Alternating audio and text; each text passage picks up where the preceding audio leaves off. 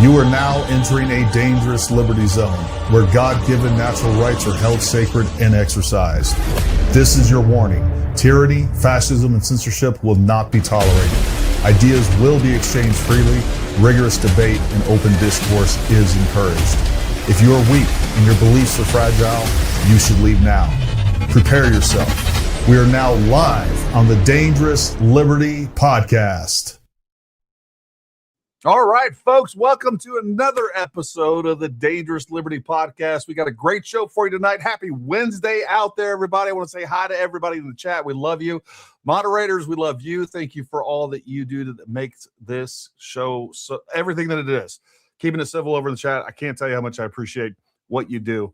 And we got some great guests for you tonight. And we got a great show. I got a couple things already pulled up that I'm going to show you tonight. But if you haven't done so already, make sure you like, you subscribe. If you want to support this channel and the work that we do, down in the description below is a link. You can become a member. It's a couple of bucks a month, and it really does go a long way. I'm not going to beat around the bush. We're just going to go ahead and bring on our guests. They're friends of the channel, people that I consider genuine friends, and just truth tellers. Truth tellers is what they really are. So welcome to the show, both Jared from Continuing Freedom and Rage Bronson. What is happening, guys? It's another great day in America, man. It's good to be here. I'm glad we were able to put this together with the three of us. Hey, we need to do this more often. Again, between the Vet Bro podcast that we did a few weeks ago, I think that was good. I want to start doing more of these panels. I think these, kind of a meeting of the minds, addressing things from different angles. I think it's all super important. But if you guys will, for people that don't know you, just go ahead and introduce yourself real quick, and then we'll kind of jump right into this because I got something to reveal as well. Sure. So. You want me to go first, Bronson? No, Jared. I'll go first. All right. Okay. I'll go first. I'm Bronson. You guys already know who I am. Okay, go ahead, Jared. I'm Jared. I've got the Continue Freedom podcast over on YouTube and Rumble, also on X. And I'm a 20-year veteran, half active, half reserve. Came out of that, started a small business. Along the way, I've been podcasting, and I've been putting a lot more effort into it now because I'm like a lot of other people. I just want to leave this country better, and I found it. And Bronson, do you have anything else you want to add? Yeah, that was way better than mine. I got a new teleprompter though, which is really cool. So I can look at the camera, but see you guys talking. It's wonderful. It's amazing. I actually have a teleprompter. I just can't use it, man. I've written some scripts from some videos and things like that. And it just, I feel it's just too weird. We'll just continue to wing it the way that we are. Anyways, Rage Bronson, go ahead and ask the question that you ask everybody every single time. Just get it out of the way. Already? Let's just get it out of the way. All right, everybody in the chat. French toast with peanut butter. Yes or no? It's a litmus test, by the way. Just say, oh, no. Right here. I've been promised we will do a full French toast with peanut butter, one bite review. And here it goes. And by the way, this is the first time I've ever made French toast, me and my son. My wife's out of town. My wife left. She's been out of town for a few days, take care of her mother. She's bringing her mother back up here. She's been gone for 4 days. And folks, this house is falling apart. I'm not kidding. The fridge isn't working. The pantry's not working. The washer and dryer aren't working. The countertops are broken. Every time I open that fridge, it's empty now. The pantry is now not producing food the way it was. The countertops aren't self-clearing. I don't know what's going on there, but it is not fun to say the least. But we got French toast and with peanut butter. I got 3 layers of melted peanut butter on here. This is amazing. Yeah, this is a great moment. I don't think the chat fully appreciates what's going on here. I appreciate this. This has been probably 6 months of extortion when it comes to the oh yeah, it's amazing, isn't it? I knew it. I feel like we need dramatic music.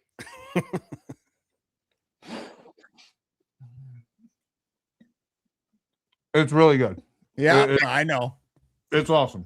It's better than I thought it was. Folks, you got to try it. I think there'll be times when I'm in the mood for French toast, which I'm rarely in the mood for, by the way.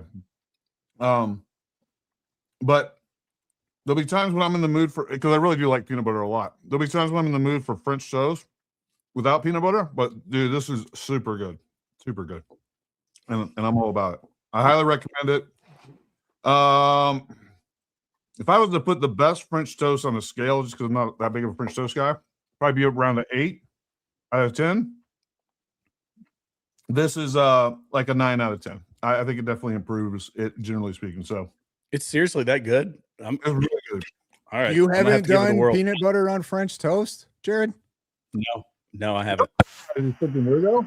I haven't had French toast, and I don't even remember the last time I had French toast. But this will be a good reason to make it, I guess. Would you put Nobody's it on like, pancakes? putting peanut butter on it. I'm not saying they shouldn't, but nobody's doing that. Bronson, I don't even know how you started doing that. Everybody I know does it. Well, It's like it's weird. super common. I don't know where you guys have been living. This is America. You hang out in We some very put interesting peanut butter circles. on French toast around here. Freaking peanut butter cult. That's where you're what's going on there. All right, so we got a lot of stuff going on in the world, and I think we'll start out the show with just a little bit of comedy, a little bit of levity, if you will, and we got a couple other things that we are going to share with you, breaking news sort of thing. But I want to start off with this right here. I don't know, have you guys seen this? This right here is a legal case, a criminal case that Baron Coleman defended against Pam Bondi. Have either one of you seen this? Mm-mm. No. It's an amazing case. So let me break it down for you. So this is a criminal case. He was defending a guy who was accused of having intercourse with having HIV. And Pam Bondi charged him for this. So he knew he had HIV. Is basically he had intercourse. The law is something with intercourse defines. Well, I want to get up to here. Get up to here. What the actual criminal charge is. Sexual intercourse, knowing that you have HIV. That's basically what it is. Bunch of legalese. But let me explain to you why Baron Coleman, being the high IQ lawyer that he is, lost this case. Because he's like, hey man, I know you've been charged with having sexual intercourse with another man and you have HIV. But don't worry, man, I'm going to get you off. And here's how. I don't believe that sexual intercourse is between, well, it only applies to Adam and Eve, not Adam and Steve. So he goes in here to the judge, is like, hold on. He's not guilty of this crime because sexual intercourse is only with a penis and vagina, judge. And you can go through this. And essentially, the judge laughs him out of the courtroom. You guys could read this. I'll send it out. I'll put it out there. But this was his argument. This was how he was going to get this defendant off. Like, no. That's not the statute. It doesn't apply to you as a dude having sex with another dude. Intercourse is only between a man and a woman. And the judge has to define for him throughout this. Both parties maintain the legislator's intent concerning the meaning of intercourse. It goes through. Long story short, he loses to Pam Bondi, and his defendant is charged. But this is the most ridiculous legal case that I have just about ever seen. And this is why Baron Coleman, among many other reasons, is no longer practicing law. So that's what we got for Baron Coleman, the high IQ lawyer. Jeez, I'm dying to see. Like, I really can't wait to see those documents because I want to see what the judge had, how the judge schooled him on that one. Like, Well, there's forethought that goes into that. You're thinking, all right, here, I'm about to go and try this case. I don't know what like I say, I don't know the background on it, but let's just try to convince him that intercourse is Adam and Eve, not Adam and Steve. Like, is that the terminology he used? No, that's my term. Okay. Right. PC. I thought if that's what he actually said, oh my goodness. Seems like a solid strategy. I can't believe it didn't work out for him. And that's why he's, like you say, no longer practicing law. Well, so here's what here's his claim. Webster's Collegiate Dictionary defines sexual intercourse as including vaginal intercourse and intercourse that does not involve penetration of. Oh, so this was basically the judge having to pull out the Webster's third New International Dictionary and says this includes all of this. The World Book Dictionary defines the term as the uniting or joining of sexual organs. Notably, research did not disclose any dictionary definition that limited sexual intercourse to heterosexual vaginal intercourse. And in addition, additional online dictionaries cited by the defendant do not so limit the definition. So in the ruling, we reject the defendant's contention that the state's plain and ordinary meaning is limited to heterosexual vaginal intercourse. Such in the interpretation would lead to a result clearly contrary to legislative intent. And it goes on. See, that's another thing. Like, so the whole purpose behind prosecuting someone for that is exposing them to a potentially deadly virus disease. Yes. Through some other physical act. In what world does he think that, well, all I need to do is try to like tweak the definition of sex and then bring that up for debate, and the fact that this person put somebody at risk of getting a potentially deadly disease, oh, they're not even going to worry about that. Like, that doesn't matter. Not that that's not the core thesis for the whole prosecution, I'm sure. Well, it's in the same world where he believes that he believes that Charlie Kirk was electrocuted by his hand mic or whatever other crazy theory, or that Tyler Robinson was actually in custody at 6:25 p.m. on the 11th, which is completely dumb. And the whole intent of that is to go back, rewrite history so that he can say that the Discord chats are fabricated. I guess what the running theory with them is that some deputy sheriff took his phone and decided to hacked into his phone, hacked into his Discord, and created a fake, Discord chat confession with that.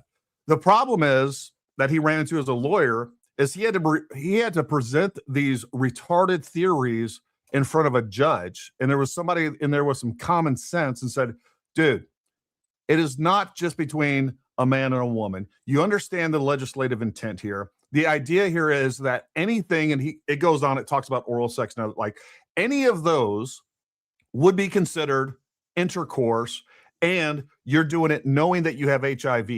So you're a criminal and you're basically trying to kill somebody. That's essentially what's going on there, right? But now he's at a point where he can present these stupid theories because he's so full of himself and he thinks he's so intelligent and so smart and so high IQ. But he doesn't have anyone to rebut those in real time other than people like us. And we don't do it in real time, obviously, unless you're Rage Bronson and you're throwing him a super chat and trying to, provoke him a little bit. But that's the world that he lives in. And, the reason that him and Candace get along so well, and they sit there and, they're the self-licking ice cream cones that they are, is, they're both narcissists. And they both believe that whatever they're saying is true, no matter how ridiculous it is. And I'll be honest with you, most of the stuff that he says, I don't think he believes. I think he knows that he is wily enough and can present something that his audience will believe. And I think that's really where a lot of that comes from. Yeah, I think that it kind of ties into what we're like the topic for tonight, like who in the world can you trust out here? Because there's a lot of people that do that. And as a viewer, people think, well, this person's got a microphone, they've got a show on the internet, they've got people that chime in to watch all the time. That's feeding can feed the commentator's ego. Mm-hmm. And then people take it as instant credibility. So they don't, and when you have somebody like Baron Coleman or Candace Owens or whoever it is, they're not showing any actual facts. They do the 6 degrees from Kevin Bacon with their evidence. Here's one thing, technically true. However, let's draw this, and then we'll come back around to our conclusion. People think that's good investigative work, and it's not. It's the grift. It's people intentionally misleading the viewers. And, it's now, there's so much responsibility on the people that watch the shows. Like you really have a lot of your own, I hate to say it, but your own legwork, or at the very least, you've got to scrutinize people and their intentions behind things. Yeah. What's the motivation for them to do the things they're doing, say the things they're saying? And if it's something that's even remotely, I guess, I mean, I would say nefarious, but if it's based on a worldview that is, not grounded in some sort of moral framework, then the opportunity for grifting is very high, and you should approach them or take their opinion with a grain of salt, I guess. And the problem is that they create a perception of a moral framework. So a couple things going on. The reason these people are successful is a couple things. Number one is that they're likable and they're charismatic. Both Candace Owens, Baron Coleman. I mean, I really do think that Baron Coleman is a bigger threat to truth in this country than Candace Owens, because he is more compelling and he knows how to make a better and more compelling argument. I think there's some things that you can, no matter who you're watching, whether you're watching me, Bronson, Jared, there, like, at the end of the day, if they're not presenting evidence, if they never admit they're wrong when they are wrong and they just kind of obfuscate or deflect, they're not believable, because the problem is like, we don't have a mainstream media, and we are given this opportunity in this time where it's like, hey, the mainstream media screwed us for decades, and let's get away from the mainstream media. And we have this opportunity where it's like, hey, we can replace the mainstream media with something very truthful and honest. But the problem is that, quite frankly, truth and honesty isn't as fun as pretending that, a sheriff's deputy took some guy's phone and created a fake Discord confession. Bronson, I have a little different take. I don't know. I'll grant you that they're charismatic, that they're entertaining, right? I'll grant you that. But I'm not going to go so far as to say that it's all completely their fault. There's an audience for what they're doing. There's an audience demanding that they do what they're doing. Yeah. And Candace Owens has even kind of admitted this in the past when she says, I speak for the people, right? I don't remember when she said that. It was a while ago, but that's her mindset. And I think that's just what we see with a lot of these people. They understand that there is a ton of people online who have these conspiracy theories, who have a want and a desire for all of these things to be true. Yeah. And all they're doing is just giving them that and reaping the rewards of doing so. So I think that's more kind of along the lines that the audience is really more of the problem than it is Candace or Baron per se. Yeah, I don't disagree with that. I think that is exactly right. The problem, though, is again, these people are they're the most responsible because they're exploiting that, right? And they're providing the problem that we have in when it comes to illicit drugs in this country is that there's the demand, but who do we hold accountable? To some extent, we'll bust somebody that is using, but the problem is that there's a source for that demand. And I agree with you. And because of COVID and because of the Biden administration, that demand has never been greater, because now we have these people that, because they feel that they were tricked by the government for 4 years and going back even further, they now have this default thinking where it's like, if the government says it, I reject it outright. And I'm going to look for something else. And no matter how much evidence is provided for the government narrative, I'm just going to go with this other thing because it feels better. And again, there's some fantasy involved. There's some role playing involved. There's like this choose your own adventure. So it's reality TV that's interactive.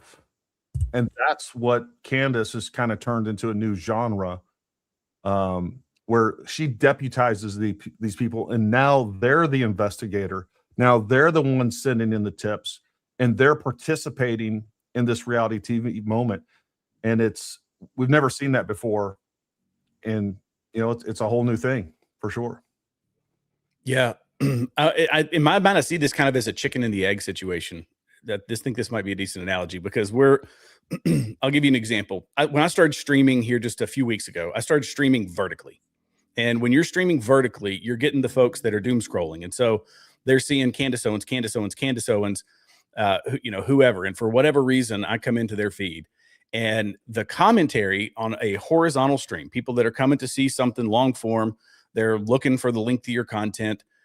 And you'll get actual engagement. You go to the vertical, and it is the most vile nonsense you've ever seen in a chat. It's interesting, and I keep doing it because it's a social experiment, and the viewership is huge, but people aren't staying around that because they're the dopamine hit. So I think it comes from the internet.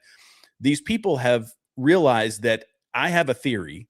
I put that theory out, and it gets a lot of interaction from people, just kind of like what you were saying, Bronson, is that it's feeding them what they want to hear, and everybody's getting positive reinforcement. The viewer is getting it from the commentator is getting it from the viewer. It's the self-licking ice cream cone, which is a perfect analogy, and it fuels them to feed it. But it also, I'm sure, with some of these people, I'm not a big content creator. I'm still a small channel, but I'm terrified of lying to people, like literally terrified of lying to people. And these folks, it's like they've gone into their own world, and with millions upon millions upon millions of views for every episode, whether they're bots or real, who knows.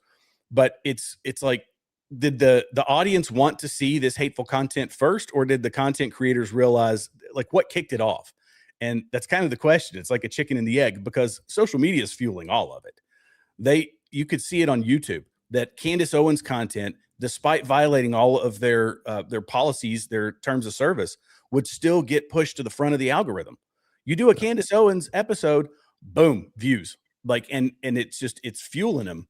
So is that ultimately where it begins? Because I've thought from the beginning that all of this stuff was a version of an op. And I use that word kind of lightly because it's easy for us to throw around. This is an op. This is an op. Everything's an op.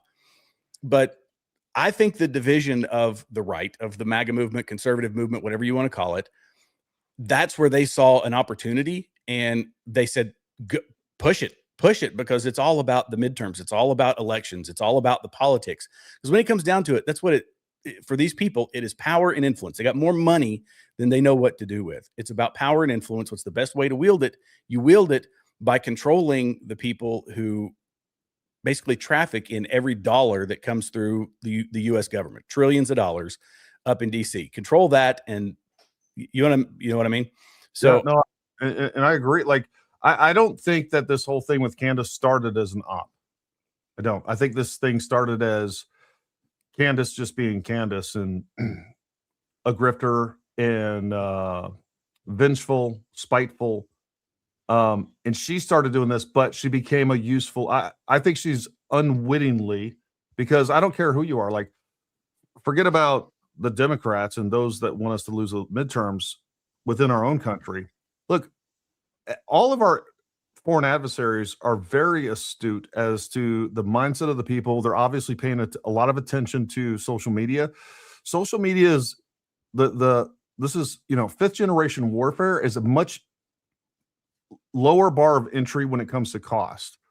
So they know that they can cause damage and manipulate us, probably even more so than bombs and things ever would, right? Through this. So they're very aware of where our morale is as a country, where the weak points are, the division points, the fractures in a party. And none of these people want Donald Trump in. And from the very beginning, almost from the very beginning, this by, with, and through directly affected the Trump administration in that they understood that TPUSA was almost completely responsible for getting Donald Trump elected. So it would only make sense that these guys, like, Russia, China, Iran, the UK, like, we have a lot of people, like, everybody in the world would rather have somebody like Joe Biden in the presidency than Donald Trump. And so, they can throw a few $million at this, create these large bot farms, algorithms, start retweeting this stuff, start pushing these things, commenting, views, create views. And the most sinister thing about this is it looks organic. And that's the thing. It's like, yeah, maybe it's out of, I don't know what she has on her YouTube channel, like 6.5 million subscribers, something like that. Maybe 1 million of those are bots. Maybe 500,000. I don't know. But what I can tell you is it doesn't take much for those views to be seen, picked up by the YouTube algorithm. And then on top of that, comments and interaction and engagement, the algorithm is going to pick it up, and then it's going to do it, and then it will do it organically. So it's kind of like a push start. And then of course you see what's happening on X. I can tell you right now, like half the things in my comments, I mean, are freaking either bots or sock puppets. And then you go through the replies, and that's all they're doing. If you find one of these accounts, I can spot it because number one, they start arguing with people down in the comments. And while this is true with some Candace Owens people for sure, they will ask a question, you will answer it very definitively, and then they'll move the goalpost on you. And while that does happen with real people, like you start seeing the pattern of what's, and like next thing I know, I'm checking to see their profile, and you can see their profile. It's usually like under 100 people. It just started, or it's really old and they have like 60 followers.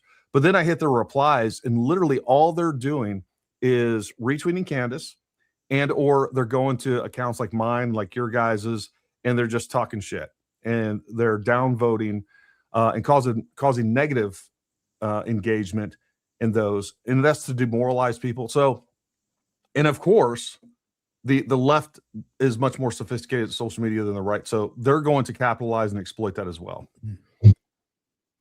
Bronson, what's your thoughts on that? I could just say that when I try to argue with these people online, on X specifically, it's hard to get a straight answer to a question out of them. It's incredibly difficult. They immediately go to just obfuscation, almost immediately. Yeah. Case in point, just yesterday, I'm trying to get, there's an argument going on with Baron Coleman and this like, I don't even know what you'd want to call it, right? But he's saying, well, Tyler Robinson, the prosecution is going to need to prove that he did it, right? It's not his job to prove that Tyler Robinson is innocent or whatever. It's the prosecution's job. But then in the same breath, they'll say that Erica Kirk and Brian Harpole need to prove that they weren't at Fort Huachuca. Yeah. So we have this, it's like, okay, here's my question. Do you people believe that Erica had any foreknowledge or anything to do with what happened to Charlie Kirk? And they won't give you a straight answer. They won't say, yes, I think, or no, I think. They'll just obfuscate. And it's incredible to me how, because they can't answer it, right? If they say, no, I don't think Erica was involved, then what has been this entire crap that they've been doing with Erica for? What's been the point? If it's not to imply some type of conspiracy involving Erica Kirk, what has been the point? So they can't say, no, I don't think. But if they say, yes, I think, obviously I'm going to ask, what's your evidence for that? They're not going to have any because they don't have any. No. I mean, it's a double standard, and it's also pure cognitive dissonance as well. And folks, while I'm thinking about this, especially if you're on X right now or you're on other social media platforms, do a couple things for me. Number one, retweet this, share this, take that link, put it into Facebook or whatever else. And the other thing I want you guys to do right now is go down in the description below. Make sure you follow Rage Bronson and make sure you follow Jared. They deserve your follows. And if you want truth, like this is my thing. Like I want to create truth warriors. And we've been talking about, and it's a little wordy, I know. We've been talking about like, what do we call the Paramount people, right? Truth warriors. That's where we're at. Because that's what we're fighting for. Because if you can undermine the truth the way that it's being done in this country, we can be convinced of anything. And we are this is an existential threat. I really believe this. This is why I've been so dogged on this fight against Candace. Once I saw what she was doing, I recognized it exactly for what it was, and I wanted other people to know about it. And it's not fun, and it's not sexy, and it's not profitable. And it's not popular, but it doesn't matter. It's worth it. That's what it is. So and the way that we do that and the way that we force multiply this effort is through you guys. Number one, again, follow the right people and then share their content. If you're not making content, share the content that the people that you support, because that's how we do this message. I released a video just the other day, my reaction to Candace's reaction essentially to the Brian Harpole, and I went through and I just freaking showed everywhere that she was lying. I broke it down. I created the video on YouTube. I think we're at like 25,000 views or something like that. We got over 100,000 views on X. over 100,000 views of that video on X. And it's because people were sharing it left and right. And clearly, I think I need to do a lot more video content that just goes to X. And that's something I'm going to do. But that's how we get this done, folks. You know, it's like, how can you get involved? Share the content. That's the minimum place to start. And that'll support everybody in this effort. And hopefully get them more viewers, more subscribers, more support so that they can dedicate more time and effort into this. And the effort that they're and Jared, I'm sure you as a new content creator, and really you too, Bronson, like I know, like when I first started, like 10 new subscribers was a big deal. And you know, if when you're covering something that's as important as this and it's not as popular as you would like it to be or you think it should be, and you don't get all the you're not incentivized like some of these other folks, because these people are highly incentivized. That's why they're jumping on Candace's coattails. They know that they're in her wake and will get all of her viewers, and we see it happening. So the point here is like when you guys go support them and you share their content and helping them get new subscribers, new viewers, and things like that, that keeps them going. It's not because they're getting a bunch of money off of this.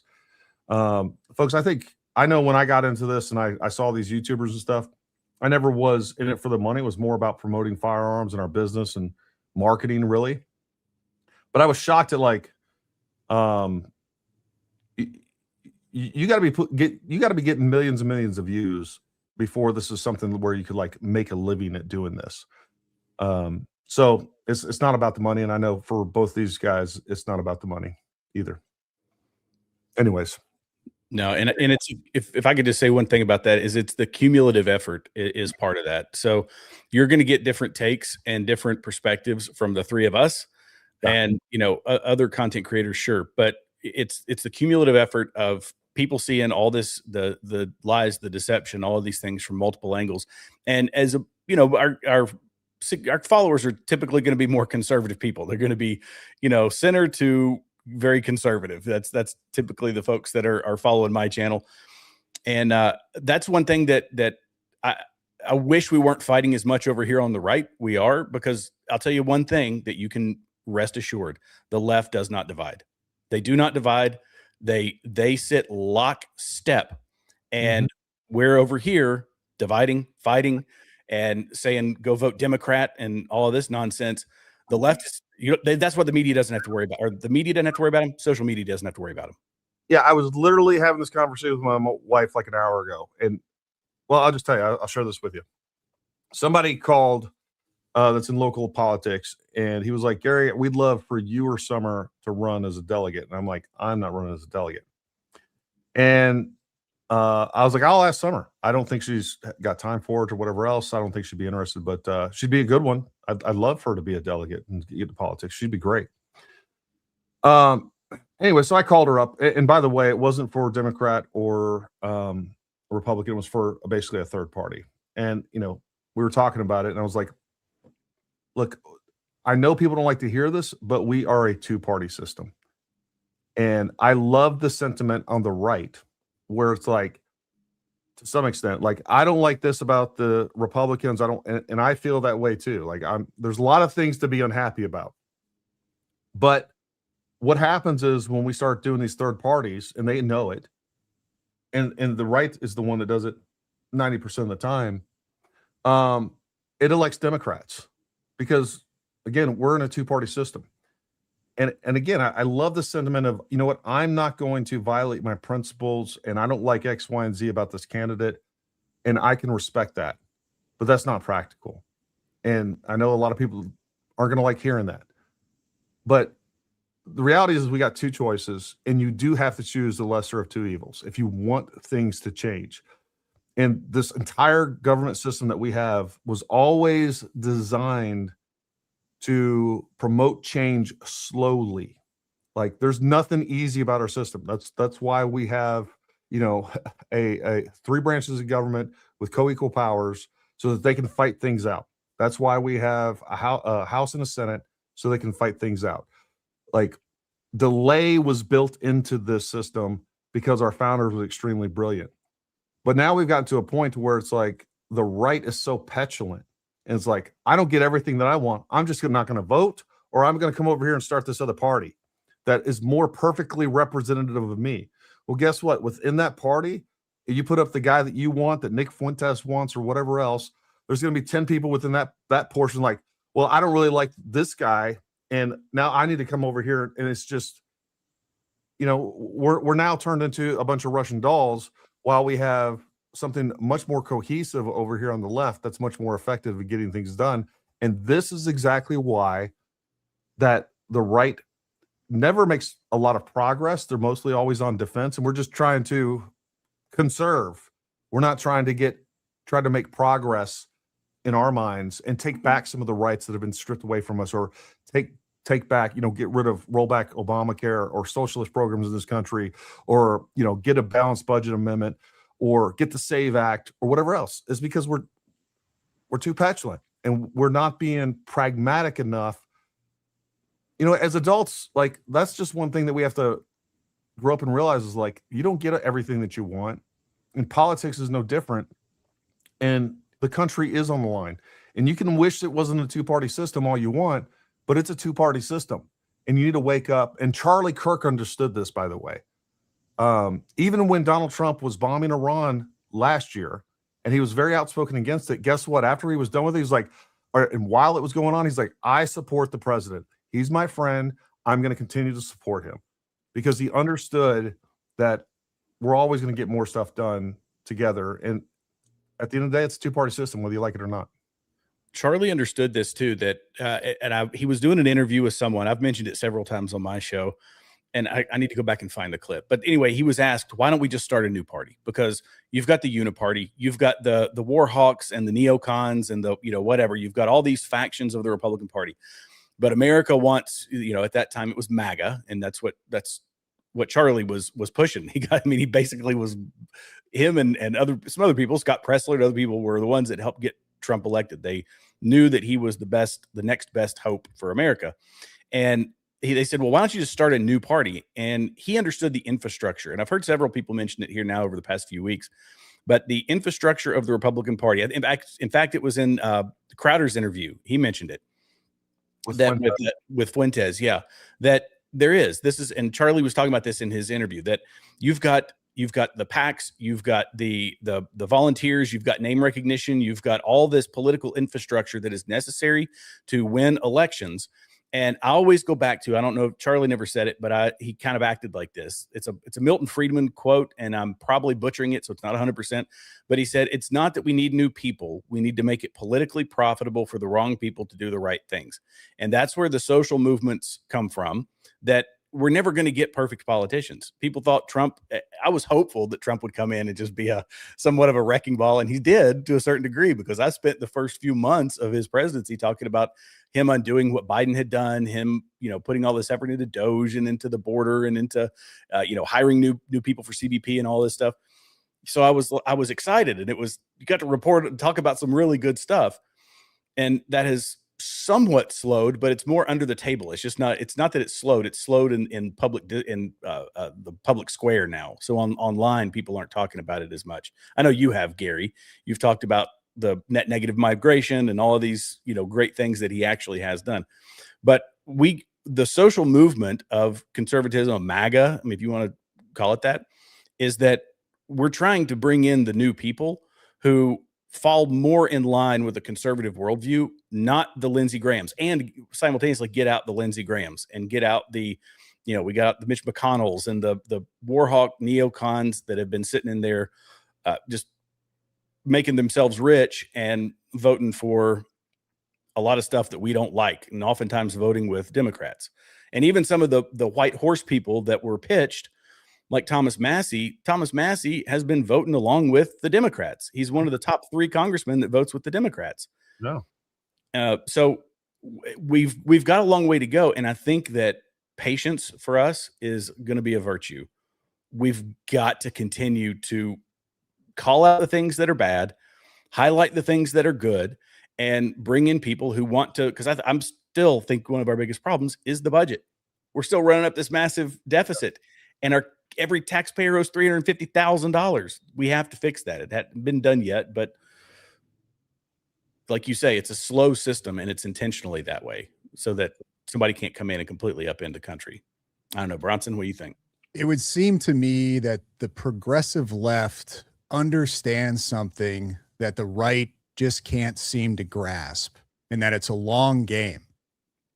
We have the two-party system, and people will make the argument that we can't be successful in a two-party system. We have to have a third party. There has to be more choice. If that were the case, then how has it been that the progressive left has been so successful over the last 50, 60, 70 years in this country? No, that's literally what I was writing down. It's like, you know, the Democrats, the socialists, the communists, they started off with a long-term plan back in the 50s and 60s. And they said, hey, and I read the 45-point plan, and folks, they've accomplished all that. But that's the thing that the Republicans don't have. And that's the discussion that Republicans haven't sat down and had that like adult talk with everybody. Like, look, we're not going to get everything done in one term or two terms or three terms or four terms. The Republican Party and the conservative movement needs to lay out like a 30-year plan. And that's what they need to be shooting for.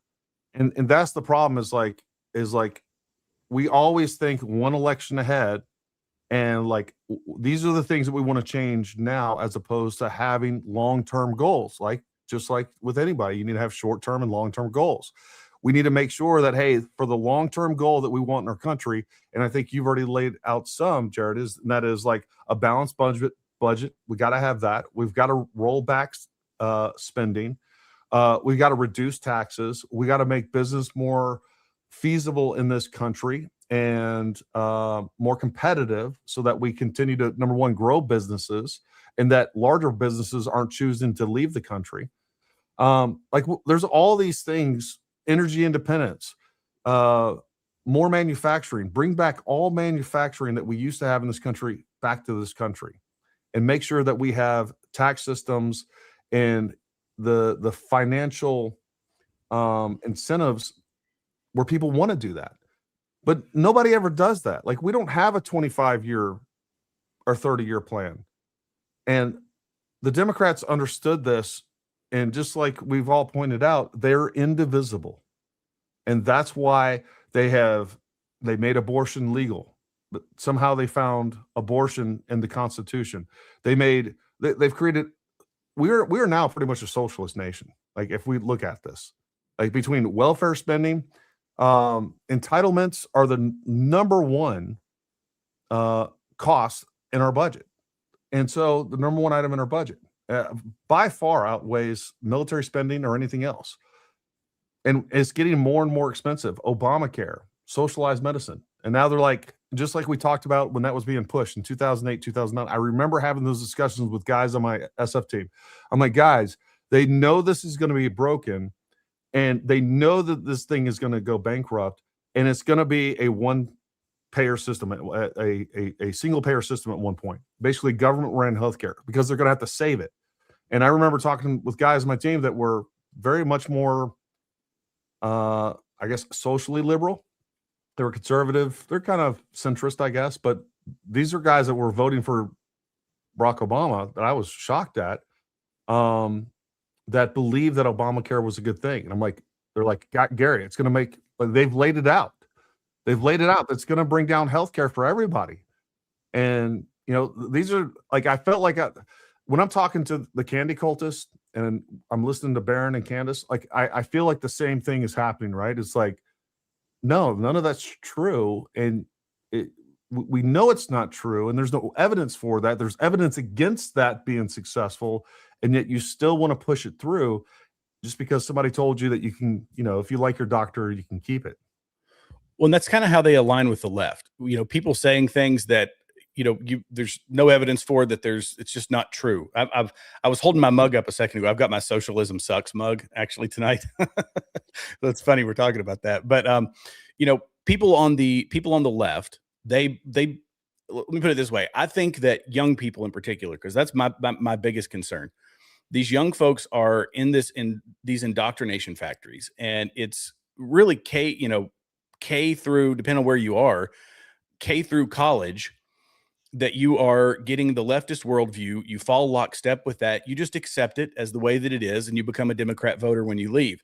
The breakaways now, because that's where the left has been playing the long game, just to your all's point, is that the left played the long game saying, right out of Das Kapital, you got to control the educational institutions, and you control the institutes of higher learning.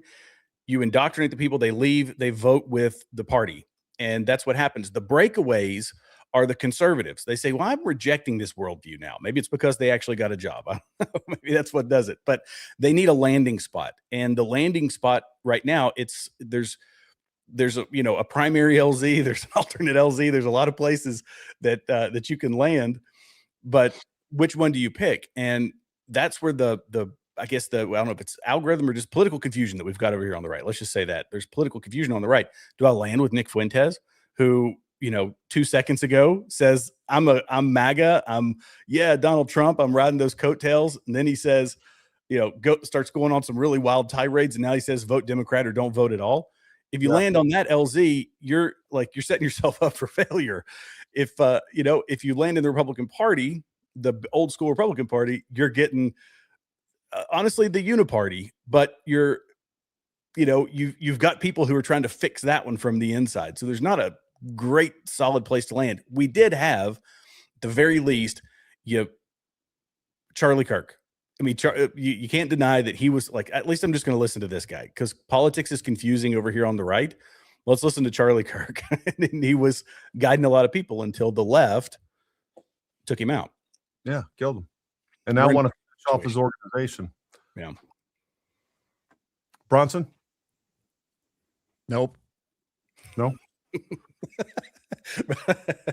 Bronson, I always laugh because I said when we did a show together, I would do that. I'd be like bah, bah, bah, bah, bah, talking, and you are the absolute best at making succinct statements. I just sit here and yammer, and you're a very direct man, Bronson. I respect it. He does have a gift for that. Yes, he does. I want to play this because it talks exactly about what we're discussing right now. I really believe that this administration is just cooked. Like, I don't think there's going to be a course correction. I have no faith in this administration. I think Trump is old. The people around him are very bad. And so I think the real question is, and this is a huge question, who will be Trump's successor? Because that person is going to define the direction of the party. And I really believe there should be a very competitive primary for the presidential race in 28. And what they're trying to do is consolidate support around either Vance or Rubio. As I'm sure you know, behind the scenes, there's a very big fight going on between donors and between party personnel. Are they going to get behind Rubio, which he seems to have the backing of the neocons and Mark Levin and AIPAC and Miriam Adelson? Or are they going to get behind Vance, who has the support of Little Tech, Palantir, Tucker, and he's going to clearly run in the more America First lane. At least nominally, he's going to claim that. And I think that we should not have consolidation where it's 80% behind one candidate. I think it should be wide open. I also don't like either Rubio or Vance because I think you get a neocon or a Palantir guy. And so to me, the only way to have an open field is if everyone associated with the administration is sufficiently weakened. So I'm actually rooting for Democrats to degrade and sabotage this administration and the people in it so that they're less politically viable. And maybe that clears the way for a dark horse or an outsider, someone from outside the MAGA, Mar-a-Lago, Trump administration to maybe clinch the nomination in 28. And to me, that's really the big picture. Okay. So here's my primary problem, what you just said. And it's a keyword maybe. So my first question is the roster. You say, yeah, competitive primary. I agree. I hear who you don't want. The roster, the funds, the ground game. Maybe, right? Because you've tried this before. It's failed. The losses are real with the Democrats that we faced. I would argue, I think it'd be tough to argue against. Worst 3 years in modern American history. The wins, the potential wins that you're describing are imaginary with no concrete. And I know that you talked about this with Dan Bilzerian, so I'm not trying to sandbag you here, but if I'm going, okay, there's a risk. It's a political play. Well, I won't be able to take part, along with many conservatives, Republicans, because I cannot vote Democrat. Doesn't mean I'll vote for Republicans all across the board. Can't vote Democrat. But the roster, the funds, the ground game, the things that you need to win elections in 2028 through the major risk of handing the country over to Democrats when we know that that means open borders, packing the courts, turning them into citizens, right? DEI back in the administration, H-1B skyrocketing again, all of that. Huge risk, concretes, so we see the payoff.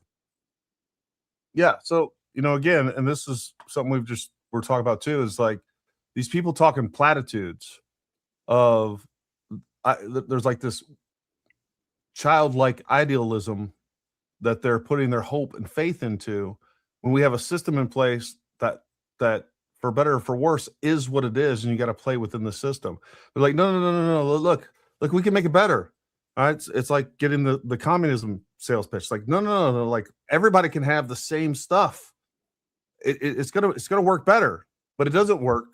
And all it does is spread misery. And all it does, what he's proposing, what a lot of other people are proposing, is that we lose this country to the Democrats, and they are going to pack the court, and we are going to have open borders again. And, we're going to be faced with, look, right now, oil is around $100 a barrel. And that's pretty much where it's kind of average throughout this Iranian thing. And people are losing their minds because we got $5 gas at the pump. It's like $4.20 something on average nationwide. But yet we had those exact same issues under Biden, and we didn't have an Iran war. Gas went higher. Oil went to like $130 a barrel under Biden, and we didn't have an Iran war. So like what they're talking about is this pie in the sky dream that they want you to trade reality for. That's never going to happen, but it's going to make your reality much, much worse. You got to give me some feedback on that, Bronson. So I'm a little stupid. Correct me if I'm wrong here. Sure. He's saying that we basically need to lose so the popularity of JD Vance and Marco Rubio come down so that it opens the door for a potential dark horse like a 2016 style Donald Trump to sort of maybe come in and take popularity over in the party. And I would say a more precise, as I understand his, and I've listened to several things that he said on this. I think a more precise generalization is, if we lose the midterms, it will demoralize the right. And at that point, they're essentially going to be ready to reject MAGA, whatever that looks like. And right now, yes, it looks like Marco Rubio and or JD Vance. Okay, so who's the dark horse that Nick Fuentes thinks is going to come in? And Steve, what happens if it's somebody that Nick knows or Nick's aware of, and this is the guy that Nick's going to start promoting? He alluded to the fact that, because Steven asked him that, like, okay, so who's this guy? He's like, oh, he's coming. You're going to like him. Everyone's going to like him, but we don't know who this is. Okay, so what happens if everybody doesn't like him? Well, they're going to like him. You're going to like him. You're just going to like him. Because Nick Fuentes said they're going to. I mean, of course they're going to like him. I mean, that sounds like a problem. What's not to like? Like, he's so likable, I can't even tell you who he is because you're going to like him too much if I tell you right now who he is. But Nick Fuentes liked Donald Trump in 2016, talked about how great Donald Trump was. So do we just have it's like deja vu all over again? This next one coming up that Nick likes turns out to be somebody that Nick doesn't like, and we're just in this cycle of Nick liking and then not liking, and we've got to follow with whatever Nick's like. To me, I think Nick makes a lot of points, good points. I like some of his takes. Here's my problem. I think he's pretty young and naive. There's that. And again, I think he is ego driven, and he thinks like his worldview is correct no matter whatever else. Like, that's why he speaks with so much confidence. Like, there is no humility in him whatsoever. And that's why he's so fun to listen to, because everything is a sales pitch, and it's done with such confidence that more naive people, the younger crowd, are going to like him. Yes. So let's talk about when Nick Fuentes backed Donald Trump. He backed him in 2016, and he backed him in 2020, essentially, or 2024 rather. I don't think he was backing him in 2020, as a matter of fact. So it's Nick Fuentes and all these other people like Nick Fuentes. They are the opposition party to whoever is in office. That's what they do. And that's the only time opposition, which is why you have like Megyn Kelly. Megyn Kelly was opposed Donald Trump when he was in the first time. She opposed Biden when he was in rooting for Donald Trump. There is something that is magnetic and desirable about being in one of two places. You're either on the inner circle of a party or you're the opposition party. And that's all that they can be. And that's why Tucker was in on the inner circle, even though I don't think he ever liked Trump and probably never liked his politics or anything else, but he was on the inner circle. So that fed something to him, and he was able to draw in the people that were MAGA. The moment that he was kind of pushed out of that inner circle, which started happening around September, maybe a little before that, when he started doing these trips to Russia and things like that, now he's the opposition party. So that's where some of these, they can only be one or the other. They can't just support the party if they're not included in the inner circle of the White House, whatever it is, It's I like don't. sorry, go ahead. I don't understand where he's coming from. That somehow, in order to change the party, we have to first lose power. Can't we keep power, but then also work to change the party? Because you think he's sincere and he's not. The thing is he wants to be popular amongst his people, and that's what I'm saying. Popularity arises at opposition. It always is. I guess I'm arguing just more towards his point, not necessarily Nick himself. I hear what you're saying, and I'm playing along with you and letting people know, like, there is nothing real about his plan, but his plan sounds convincing to a lot of people. And what he's trying to do is make people loyal to Nick Fuentes and not to a party. Like, no, guys, I have the answer. I have the hidden knowledge, which is kind of a running theme with all these people. I have the solution. You just have to listen to me, and you have to reject whoever's in power, because when the Democrats are in power, he's going to talk shit about them. When Republicans are in power, he's going to say that they're bad and that it's all one uniparty.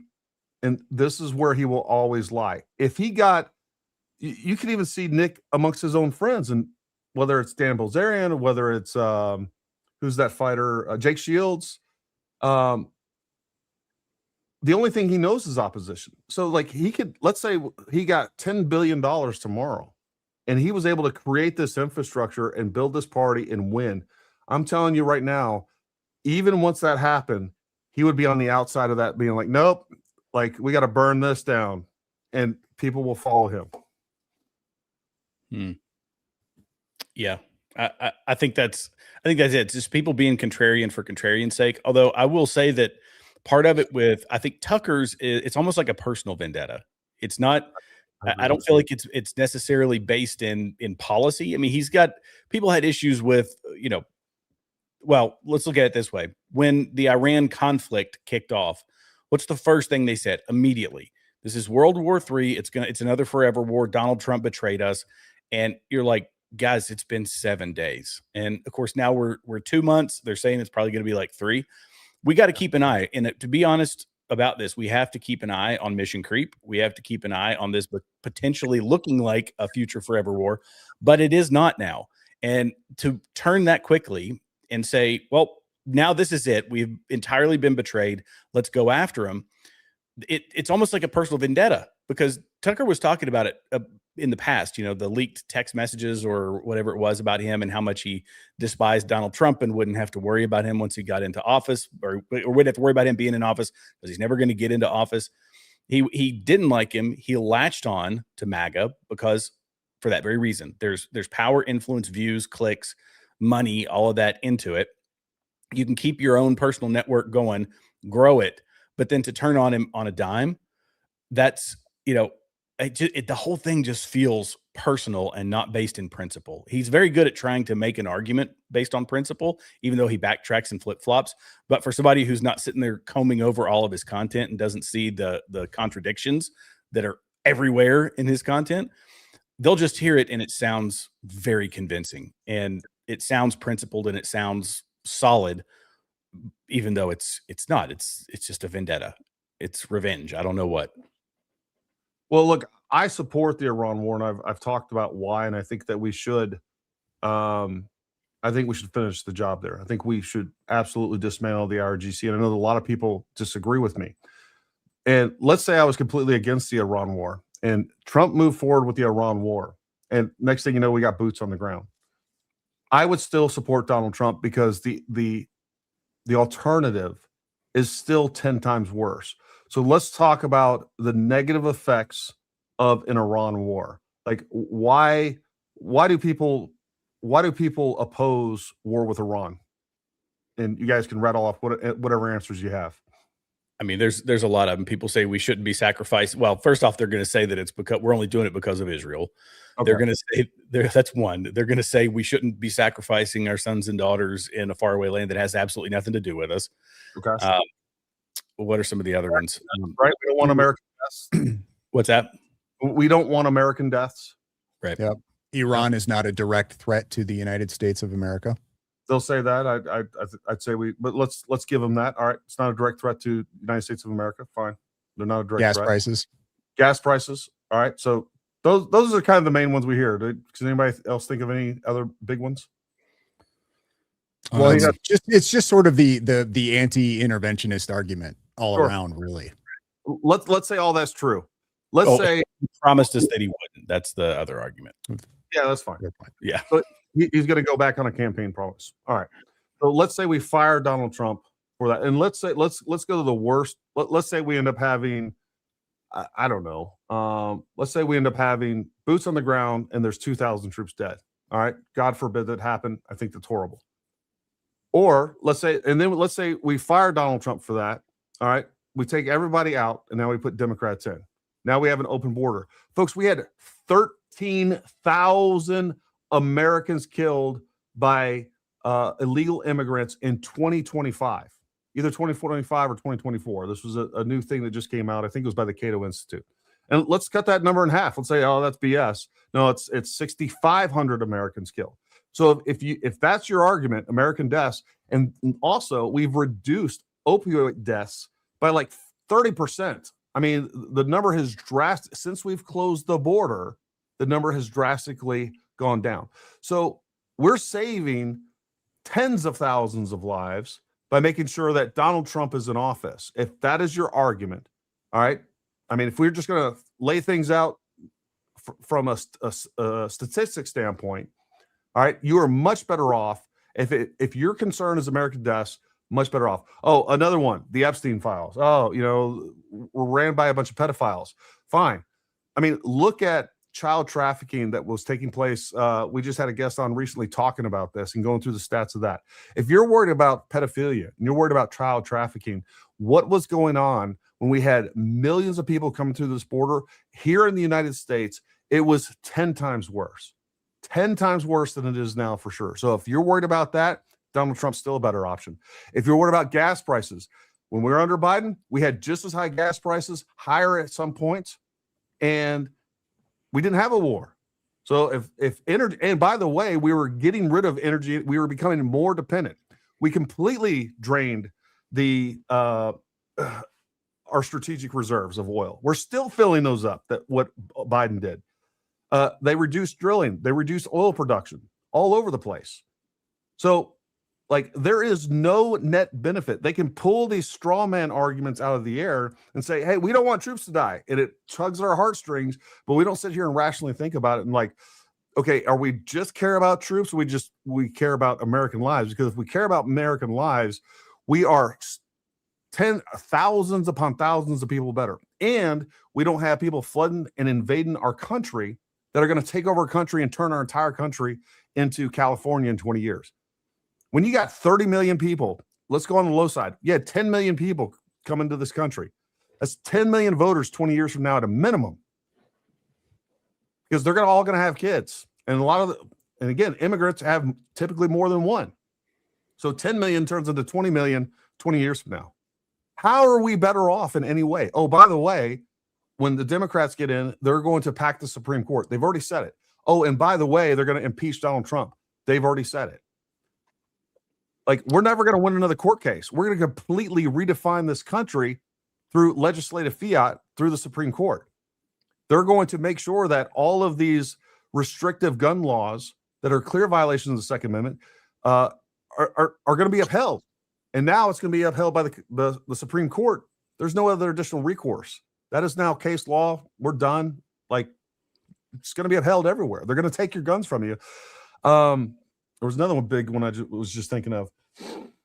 Oh, now we're going to have the Biden administration or Democrat administration colluding, conspiring with big tech to censor Republican voices again. That's what we have at stake for this country. Once the Democrats get in power again, if they do everything that they've telling us, and the history says that they're going to, like, Republicans won't have an option in this country anymore. It will be the California for the entire country. Yeah, I don't disagree with really any of that. I think that when it comes to the Iran war, I'm of the same, Gary, you and I are of the same generation of people that the 25-year war, that's something you can't see that coming. It just kind of, you turn around and then it's been 25 years, because we would see it when I was there for 10 years of it or 11 years of it. It's like, dadgummit, we've been here for 11 years. When's this going to end? And it doesn't end until, I'm on my way out, almost on my way out of, at least from the reserves. And so I don't want us to get into that situation. I don't think Trump will. That's why I've been, I've been more supportive of this conflict, because he's using diplomacy. He's trying to force them into a position of negotiation, but he's not the kind of president who's going to, handle this situation with kid gloves. He's the guy who would do it the way we should have done it the first time, which was utter death and destruction, leaving our wake widows and orphans for, for terrorists and for these, whatever you want to call them, terrorists, at least the very people that are supporting terrorists. And then we leave, you wreck it. There's something that takes its place and we leave. That's the type of conflict I hope that this turns into, if it's going to, or not the hope that it turns into. I hope they can settle something beforehand and new leadership can be brought in. But, I just don't want another 20-year thing. And I'm assuming you don't want that either. I definitely don't. I don't think. Can I, before I go on, can I make one additional point? Sure. The way that you rationalize it is the way that I look at it also. So there's never going to be the perfect scenario. And if you pick one little thing, and that's your picadillo, or that's your, the thing that you're going to hone in on, and that doesn't get met, and for that you are willing to turn over everything to the Democrats for all the reasons that you laid out, that's a moronic situation for these people to take. It really is a stupid, poorly thought out situation. For as well read as Nick Fuentes is, it's a terrible, terrible, terrible policy, because you're right. They are frustrated. The left is frustrated with Donald Trump for all the victories he's already had. They're ticked off about a lot of the victories that are happening at state level, when the Supreme Court overturned the VRA, and now we start redrawing districts because you're not allowed to draw districts based on race. They're furious about that. They will come in with a holy hellstorm of bad policy that could literally change. And we always say it was the most consequential election of our history. I actually believe this next one is, and I'm not being hyperbolic when I say it, because they're fed up with it. They're like, why are we fighting these Republicans? We get in once, we can get all of this done. The left never breaks. If we lose the midterms, they'll be in the position to do it if a president wins in 2028. So I agree. We're not in a great situation across the board, but I also believe in incremental change. Yeah. Rage? All right. So let's just say that you don't agree with the war, okay? And the actions that Trump has taken with the Iran conflict have led you to the decision that you no longer support Donald Trump. What does that mean? He is president until he's either impeached or until his term is up, right? So I no longer support Donald Trump. How is the solution to not supporting Donald Trump voting for Democrats? And why does anybody think that voting for Democrats would somehow stop what's going on in Iran? Most of the Democrats have the same donors as the Republicans do. So I don't understand how you go from I don't support Donald Trump to that means I need to vote Democrat. I do think it would, in this case, generally I would agree with that. I do think that in this case, it would stop the war because they're going to undo anything that Donald Trump did just because, like this illogical default thinking, this binary, like whatever he did is bad, so we're going to undo it. You think so? Really? Yeah, I do. Like after what we saw with Russia and Ukraine. That's another thing I have a big problem with is this weird inconsistency on both sides, right? We see the Ukraine stuff. A lot of people on the right disagreed with it. No, I'm not okay paying more for gas to support Ukraine against Russia, but now we're in Iran. So I'm seeing a lot of people on the right making these comments of like, I'm all for higher prices. Like, I'm not a big fan of that. I feel like that's a little disingenuous. It is. Look. Everybody has a little bit of hypocrisy built into them. I mean, I think that's first and foremost. And that being said, you know, it's like I wouldn't want like no other. Well, let's just go back to the reality of this too. It's like when we were going into Venezuela, we heard all the exact same histrionics, right? Like World War III with Venezuela, like, oh God, it's going to be down there. It's another forever war. We heard all the exact same thing. When we bombed Iran back in July of last year, we heard the exact same things. We had Tucker saying there was going to be tens of thousands of Americans dead. That's what he said. None of that took place.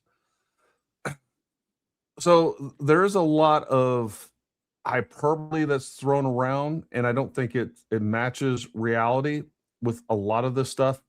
But I do agree with you in that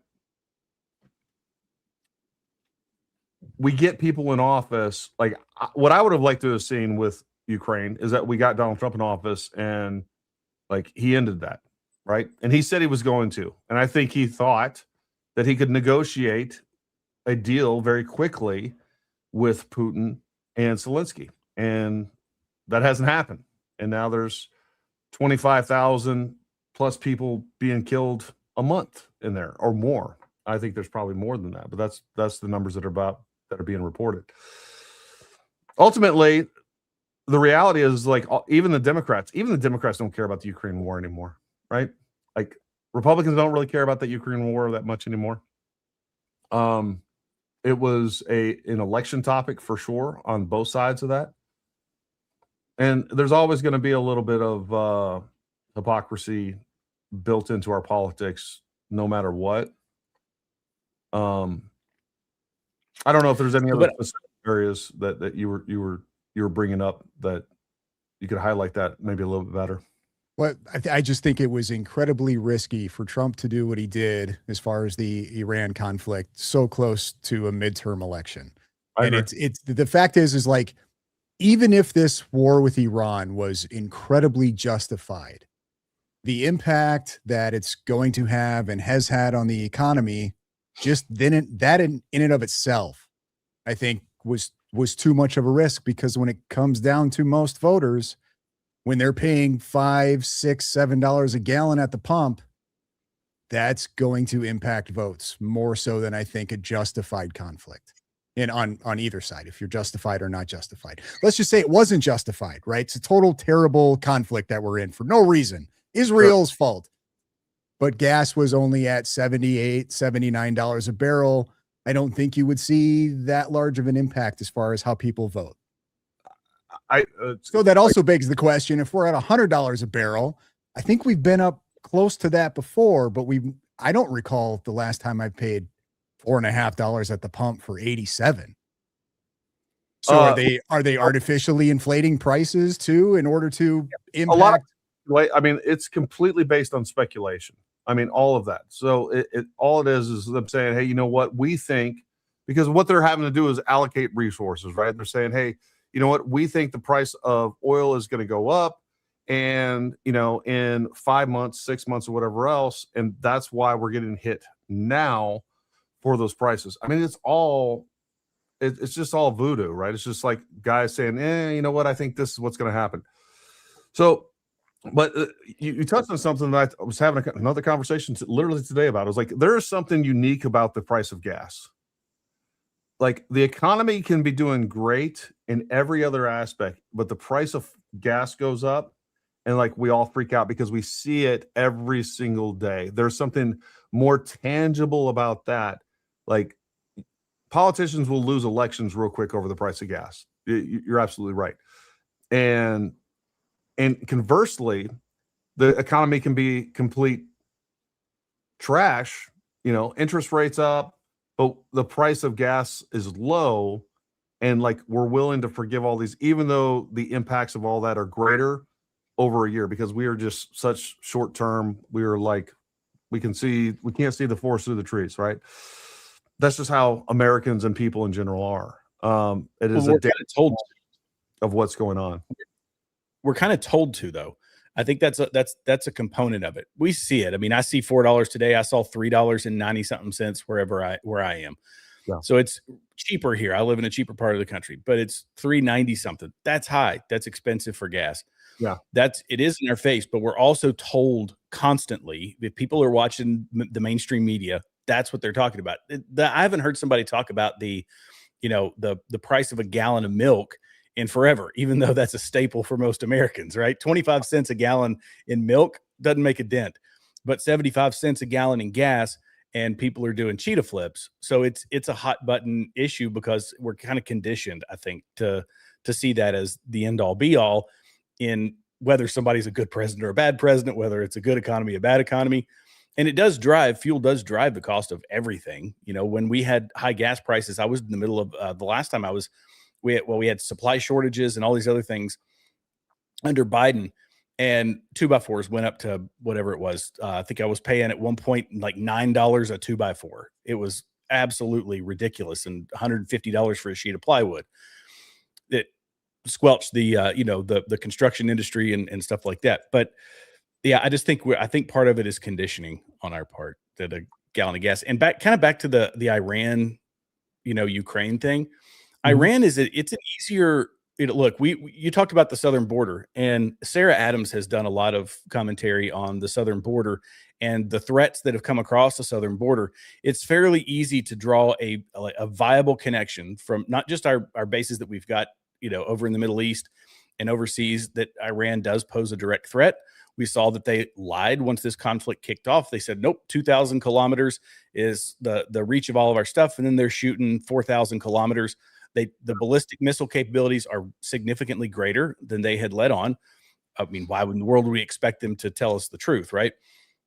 They pose a direct threat to all of our service members that are over there. And it's a separate argument as to whether or not we should have so many over there, but we won't get into that one. And then you've got the money supply coming from Iran to go to these radical organizations that have been smuggling people across our southern border. And you want to upend the U.S. economy, have another event, another massive terrorist event. And where's the money and resources going to come from? It's going to come from that country. They are the epicenter for terrorist funding around the world. So there's a significantly greater argument for Iran, I think, than there's some for Ukraine. But what Donald Trump has done with Iran and with Venezuela and with what he's working on with Cuba and what he's talked about with Greenland and the Iran conflict, it is weakening China and Russia. So he's not just looking militarily, he's looking at the world economy. And what brings China to their knees? The Strait of Hormuz and Iran. They're passing massive amounts of oil to this country who is starving for oil. And also our biggest economic competitor on the world stage. So it's not just I don't think it's it's not a black and white thing. He's fighting on multiple fronts, not just in a combat sense, but in an economic sense as well. So from an economic sense too, last year we became the height of U.S. exports of fuel, and now in oil as well. And now we're increasing that because we're backfilling these shortages of some of these other countries. So like there's another economic opportunity there where it's like we're now becoming these people's suppliers as opposed to Iran. Just real quick, I'm curious to what you guys think. Right now, what do you guys think that the current national average for fuel for regular gas is right now? Price per gallon? $3.95. What's that? Price per gallon? Yeah.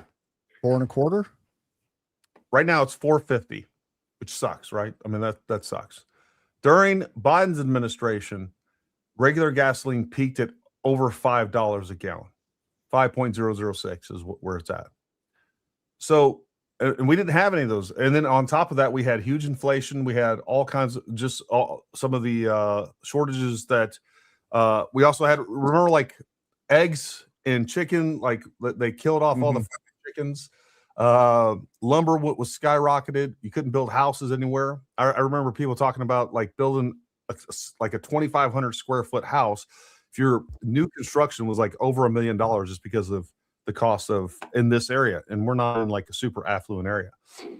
So anyways, like we got to keep things in perspective, and people just pull these I don't know. That's hard to do, Gary. You know this. People have incredibly short memories. Exactly. Yeah. I agree with that. And the political actors know how to exploit that as well. 100%. And I just wanted to make the point that, in my opinion, when it comes to the Iran conflict, I don't think that this administration did a very good job in being clear to the American people. I don't think they sold it very well, whether or not it's justified or not. I agree. Same kind of goes with the whole Epstein fiasco. They did not do a very good job as far as selling it to the public. Well, do you think that Donald Trump was just thinking with his ego can get him in trouble from time to time? And he thought just like he's thought that he could get in and end the Ukraine war within the first couple of months, that he thought, okay, I can get in here and this thing will be 4 to 6 weeks. We're in, we're out, everything's done. And it was a miscalculation. That's what I initially thought. Once he did it, I was like, all right, look, a guy thinks that, and I'll trust the man, that he has a plan to get in there, knock it out, get out. And by the time the midterms roll around, it's all we're hearing is that, the IRGC is smoldering. We've got some new folks in there. I mean, it's a perfect world scenario, but did they think they could do that? Did Donald Trump think he could? And it's just taking him a bit longer. Because I'd also say that it's still only been, we're at 8 weeks? 8 weeks, yeah. Yeah, so about 8 weeks. And he has 90 days in that the limitation that he's got. Yeah. So 60 days. But 30 days with in there like an additional, they can grant an extension of 30 days. Yeah. Something like that. I think you're correct on that. But even if that's the case, let's say he didn't. Let's say they knew this was going to drag out, right?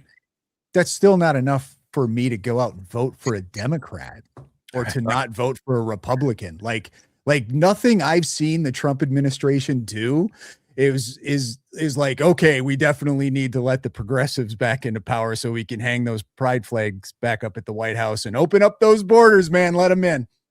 Well, this is where I would say that it's an op. It's an op, and you can call it messaging, you can call it early campaign, whatever you want to call it. It is, and I think the difference between this and some of the things that we saw to some extent during Trump's first administration was all domestic. I think now we have foreign adversaries that are pushing this stuff too. And the way that this is an op is people want to convince you of that. This is where we start calling people black pillars, doomers, whatever else. But then on top of that, they have to convince you that the entire Trump administration is PDFs and PDF protectors. We have to ratchet up the language because, Nazi and racist didn't work. Hitler didn't work. So now we have to ratchet up this language, and they got to convince you of all these things when, it's just simply not the case. Well, I always come back to this, the whole worldview thing, that really what's driving the Republican Party is not perfect, and we're a big tent and all that. But if you go just to the core of it, the left is at the core of their party, trans and the kids, abortion, They're moving towards medical assistance in dying, which I think is going to be one of the next big things. These are critical things that if you have any sort of a moral worldview, you cannot back. And if you call yourself a Christian conservative and you say, I'm willing to get on board with what Nick Fuentes says and do a spite vote for the Democrats, those are the policies that you're voting for. I'm sorry, but they just are. And we've said it before that, politics is downstream from culture. Culture is downstream from worldview, where your worldview drives everything. And you're making a political decision that's in defiance of what is supposed to be directing all of your decisions, which is, whether it's political, social, cultural, whatever, all that. And you're saying, well, I'm just going to throw away my entire worldview, vote with somebody that's completely outside that's has a worldview that's antithetical to my own, just out of spite. So now you're doing two bad things. Is it more of a threat to try to hold them accountable, to try to make the administration pull back on things that they're doing that aren't popular with a lot of people? Are they just going out and vocalizing, we need to vote Democrat? We need, do you know what I'm saying? Is it a way to sort of hold them hostage to try to reel them back in? And it's just a manipulation tactic. They're not actually going to vote Democrat. And when we get closer to midterms, they're actually going to come out and say, vote Republican, obviously don't vote Democrat. Is that a possibility? Do you think that could be some of what's happening? Nope. I think it's much more sophisticated than that. And here's what I would say. If us three sat down and we're like, hey, you know what? How do we ensure that Trump loses?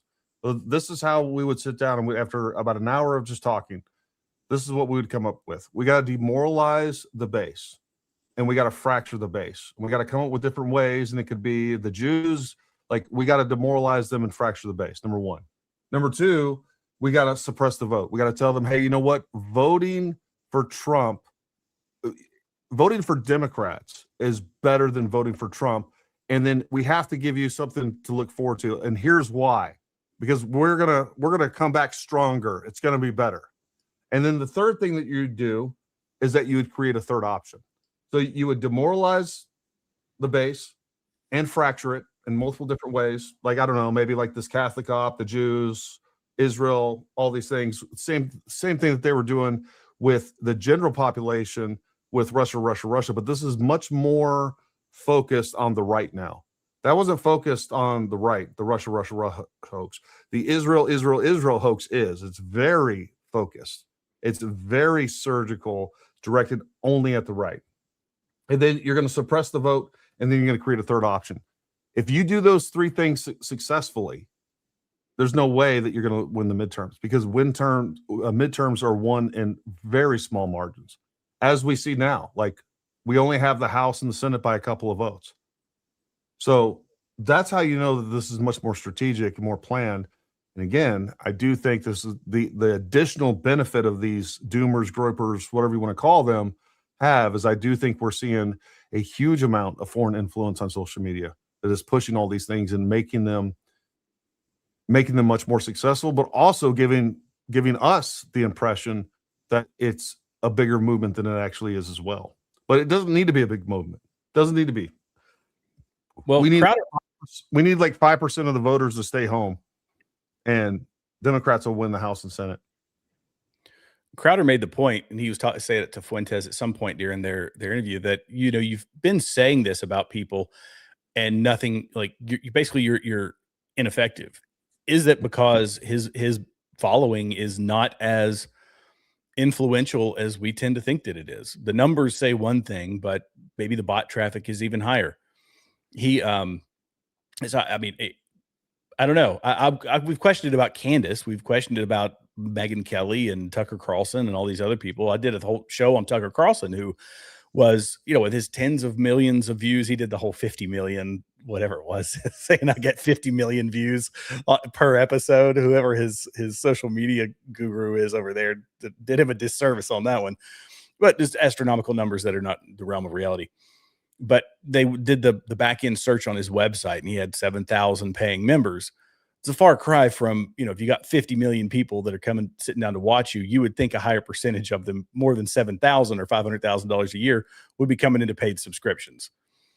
Is it just botted? I ask myself that all the time, but I don't think, when I get the hateful comments, I go and I do the same thing you do, Gary, is I go and I check these people. Yeah. And so a lot of them they're legitimate people. They're just pissed off. And I think there's about 30% that it isn't. That's like the number that I've kind of rested on. And I've went through and like counted, like, all right, out of this 10, and it's about 3 out of 10 of the trolls, plus or minus, and that's a lot. Like, if just 30% of the impressions are artificial in all of this, they're boosting Candace, they're demoralizing, they're downvoting any of her opposition. And it's not just her. You can go into Ian Carroll. Ian Carroll is one of the more interesting accounts on X. Number one, people have pointed this out multiple times. It's like Ian Carroll will come to a post, and he's done it to mine, and he'll just say one kind of inflammatory thing, right? And then he'll just ghost it. But next thing you know, you literally have like 50,000 people, literally 50,000 people liking that almost immediately. And then on top of that, they're all talking about the ratio. And it's just like, I think that Ian Carroll has a whole bunch of bots that follow him around, and he is a target designator. He will find the problem account. He will go say something on there, and then they attack, they demoralize, they downvote, they boost his numbers. They talk about being ratioed, all the other stuff. It's like, my account's 30,000 and yours is 1.3 million. And you don't think, like, if you can't ratio me, you're retarded, right? Like, it doesn't even make sense. But people have talked like, and again, it's like, oh, the other thing, the likes to views. This is something people have pointed out multiple times on Ian Carroll's post. Like, he will literally have more likes than views. How is that possible? Mm-hmm. So I do think that there are certain accounts that are, and even looking at Candace Owens, remember she was the #1 podcaster for like a minute. And I think a lot of her views are foreign, and I think her numbers are boosted, and all of that is just enough to get it picked up by the algorithm and also turn something that's inorganic being picked up by the algorithm. The algorithm isn't necessarily organic, but they know how to exploit the algorithm, and that's plenty enough. And like, that doesn't take a lot of money. That takes like one building, and a lot of the stuff now, whether we call them sock puppets or whatever else, I would say a sock puppet is somebody that's, is a real person managing 50 accounts. But with the sophisticated algorithms that they have, and we've seen pictures of and videos of like computers that are running like 10,000 accounts on one computer, and it looks and feels real. So, you don't have to dedicate a lot of resources to cause a lot of problems in the United States. It's definitely the biggest bang for your buck. And that is from a political perspective or a foreign adversary perspective.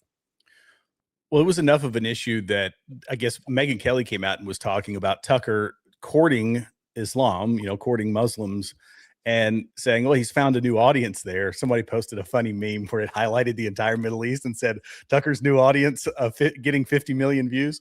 But when your content is, and it shifted drastically. I looked when they posted that, the numbers that they had shown it was 10 weeks ago. They said over the past 10 weeks, here's the metrics. And I thought, what 10 weeks? Like, what happened 10 weeks ago? So I went back to his content, and I used AI to help me, like, what happened 10 weeks ago? What was the shift percentage? And he shifted from something like 60-40, other content to anti-Israel to it was, so it was 60. I'm going to butcher the numbers. I should probably find it in my notes, but it was like, well, don't take this to the bank, but it was around 60% anti-Israel. Plus there was another 30-40% about the Intel community and world events, but the world events content was also talking, and the Intel stuff was talking about Israel. So it equated to about 85-90% of his content was just Israel sucks, Donald Trump sucks content, and it boosted his viewership. But that's around the same time that he was getting the boost in viewership in places like the Middle East, where obviously we know exactly what they think of Israel. So yeah, it stands to reason more people are going to be watching it. And it's not a direct correlation. He's getting a lot of the views here in the US as well. So yeah. Interesting. It's your turn, Bronson. Jared brings up a pretty good point. I think they've found a fantastic new way to meddle in elections. Yeah. That's it. How much power can you wield? Because while we're the small content creators over here trying to fight for, some sort of a unified movement, which was destroyed after the left took out Charlie Kirk, they say, well, we can just be contrarian. We already control a few million people that we got, by the way, by hitching our wagon to Donald Trump. Wonder if we can turn this around, and maybe Tucker will start getting invited back to, more political dinners with the people he wanted to hobnob with, even though he kind of plays the role of the guy who sits in his shed out in the woods wearing flannel and, hunting pheasants. Maybe he'll actually enjoyed hobnobbing. That's just my assumption. I have no information to back that up, but it just seems that's what it seems like to me.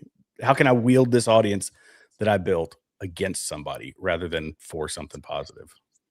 The more Tucker tries to look like the common man, the more he reminds me of like British aristocracy. You know what I mean? It's like, I don't know. I can see him on horses doing a fox hunt. That's like, he seems fake Fox hunt and more, I don't know, uppity all the time. Let's go hang some aristocrats, huh? Yeah. The other thing that I wanted to go back, Jared, you were talking about, Trump potentially underestimating how complex this whole Iran thing was going to be. Here's my theory on this.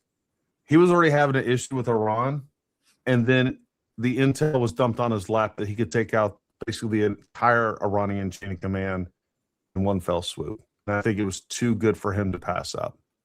I do think that, I think there's plenty of contingency plans in place. I do think that they have a better grasp on this just based on my knowledge of how our military actually operates than people would give them credit for. I think some of these things were planned regarding the way that they took out the Navy first.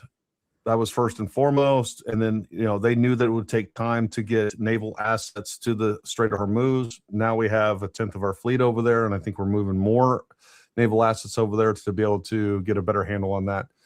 So I think there was a better plan in place than people want to give them credit for. That being said, I think what initiated this was like, we can take them all out right now. And I think it was just too big a thing for him to pass up. That's my theory on why this started and when it started. Well, Rubio said after it happened that he was like, hey, we were going to do this. We just had an opportunity now. And I think to your point, that's what you're talking about. Yeah. But he said, I'm almost certain that I'm remembering this exactly, in the next 12 to 18 months. So if they were doing it then, maybe in their mind, this is something we do post midterm so that we don't have to deal with it then. But everybody's here now, maybe the payoff of destroying all the leadership at once, and we can get it shored up quick enough to be over by the time the midterms are hitting. And maybe that was the calculation. So that I think you'd probably be right. But you know how it is. You get once you fire that bullet, once you start getting into those operations, mission creep is a thing. I mean, that mission creep is a thing. You fight the battle, not the plan. And so you go in with the plan, and it's the first thing to go awry when everything pops off. So, is it just a matter of circumstance? And I know I'm asking questions and I'm not really giving answers, but in my mind, I'm trying to think of why he would have done it when he did it. By all indications are, to your point, that it's because this could be the death blow on these people, and it's somebody that he has hated since the IRGC has not liked him since the 80s. He's been very vocal about that. Rightfully so. Yeah, rightfully so. Absolutely. When he saw what they did, what Iran was doing to us during GWAT, the money and weapons they were pumping into that. So that they were doing, that they were training insurgents. And I was right on the border in my tour in Iraq in 08, 09. I was right on the border, and that was our mission. We were monitoring what was coming across that border, and we see DFPs. We watched people come and go. We did a lot of other cool missions, smuggling things into Iran, and a lot of things going on with that, but I saw it firsthand, and I was surprised at the scale at which Iran was actually meddling in the Iraq War. So, look, they're responsible for tens of thousands or thousands of Americans' deaths. They're responsible for Hezbollah, Hamas, the Houthis, the Quds Force. I mean, the reality is this is a terrorist organization functioning as a state that has a nuclear weapon, or the potential of clearly a nuclear weapons program. And I think it has been irresponsible that we haven't addressed this sooner, because if we don't, I do think we're going to have some sort of nuclear event, whether it's in the Middle East, and we are going to get drawn into it. And we have an opportunity to head this off, and I think it's just prudent to do so. And I think pretending that they're not a threat to us is just the dumbest statement I've ever heard. Because if a nuclear bomb goes off in the Middle East, or God forbid, a nuclear bomb gets smuggled into the U.S., I mean, what are we going to sit back and say? I guarantee people are going to be like, you know what? Wish we, the same people griping about this war, we were like, you should have done something. You should have done something ahead of time. And now that we're doing something ahead of time, they're going to gripe about that. That's just a fact. Let's hit some chats over here. We got some super chats, but I'm going to hit a bunch of other ones as well. If you haven't done so already, again, make sure you like, subscribe. Make sure that you go follow both Jared and Bronson. Their links to their socials are down in the description below. We really appreciate that. And also share this content. Share this content. That's your first call to action, folks. I want everybody to get involved in fighting the lies, and sharing this content is the first thing that you can do and the lowest bar that you can do. So please do that. Air Jeff, this was from way earlier. What's the controversy? What's a PB and J sandwich? Bread and peanut butter. Try peanut butter and honey on French toast. Game changer. Well, that's what it was, Air Jeff. I'm sure somebody corrected you in the Bronson's. I've been saying, hey, you know what? I'm going to have some French toast and peanut butter. I'm going to try it. And 6 months later, we finally got it done. Mission accomplished. That has to be the most stupid defense I've ever heard, talking about it's like saying, it's almost like it reminds me of the Clinton, yeah, I smoked it, but I didn't inhale. That's just dumb. Thanks, Gary. This discussion is what I wanted to hear. Mockingbird Lane, gifted 5 Paramount Tactical memberships. Thank you very much. Again, you guys becoming a member helps us. That goes a long way. Good thing you didn't bet Bronson 10 you daddies that PB on French toast wasn't good. We be telling you. I love peanut butter. When he first said it to me, I'll be honest, I was like, oh, that sounds gross. But it grew on me. I'd actually been looking forward to doing this and been planning on doing it for a while. Just one thing. It's like, I was like, you know what? I'm going to do that on Wednesday. And next thing I know, it's Wednesday at 7 p.m. Like, we're starting. I was like, man, I should have done it. Anyways, we got it done. I have to have peanut butter on waffles, pancakes, French toast, and maple syrup. So good. I'd rather be dumb and have morals than brilliant and immoral and unethical. Unfortunately for Baron Coleman, he's neither brilliant nor moral. I agree. Like, I'm getting ready to put out a video response to Candace. She now, because of these lawsuits, she's having to recycle content. And one of those things is highlighting my blooper of throwing up the Andrew Colvett text, right? I was in the middle of what I was doing, and I called him before, not called him, but I texted him. I said, Andrew, is there any chance that we could get an alibi from Erica? And this is hours before the podcast. I didn't get anything. And I was literally there, and I saw the picture, and I literally just screenshot it and threw it up on the screen before I realized, dumb. All right. Dumb. With that being said, there's nobody out there that hasn't done something similarly dumb. I don't care. If that's all you got against me, who cares? But what I can tell you, I don't do, and I haven't done, and I won't do it, is I'm not going to sit there and lie to your face like she does. For instance, and if somebody's watching this and they're a Candace fan, I just want you to set everything aside for just a moment.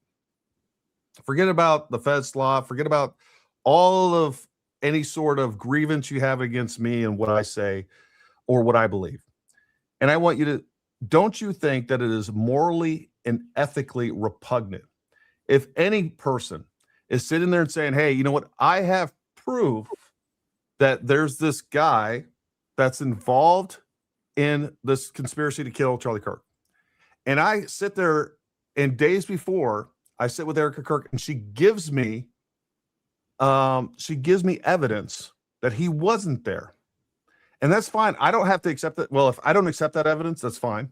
I should have addressed it right there. Like, hey, you know what? These itineraries aren't enough, or whatever. I don't even know what she gave. Erica Kirk gave Candace Owens. But she said on December 30th that she had all that information. So if I'm telling you a story and I have information that contradicts that story, I at least have a moral obligation to you, the viewer, to your trust, to sit there and say, hey, you know what? I believe this story, but by the way, I do have exculpatory evidence that's saying that he's not here. This is what it is. At least do that. That's not what we got. What we got is something else. So, you know, if she wants to sit around because she has no other, I think she's scared. What do you guys think? I think with this Brian Harpole lawsuit, I think she's genuinely scared. And she has dialed it back a lot. Other than her at first doing the response to the Harpole, which I think was really dumb. I think it put her in some really on really shaky ground, and is probably going to that if malice wasn't be able to be proved before, I think malice and irresponsible disregard for the truth, I think that episode proved it. And so I think she's having to find some other content. She's struggling. She has to go after Nick Shirley. She has to recycle stuff that she's shown about me. Put all of my blooper reels on there. I couldn't care less. You know what? I've been to combat 4 times. If you think some your little blooper reels is going to bother me, it's not. I promise you. I think she's too dumb to be scared.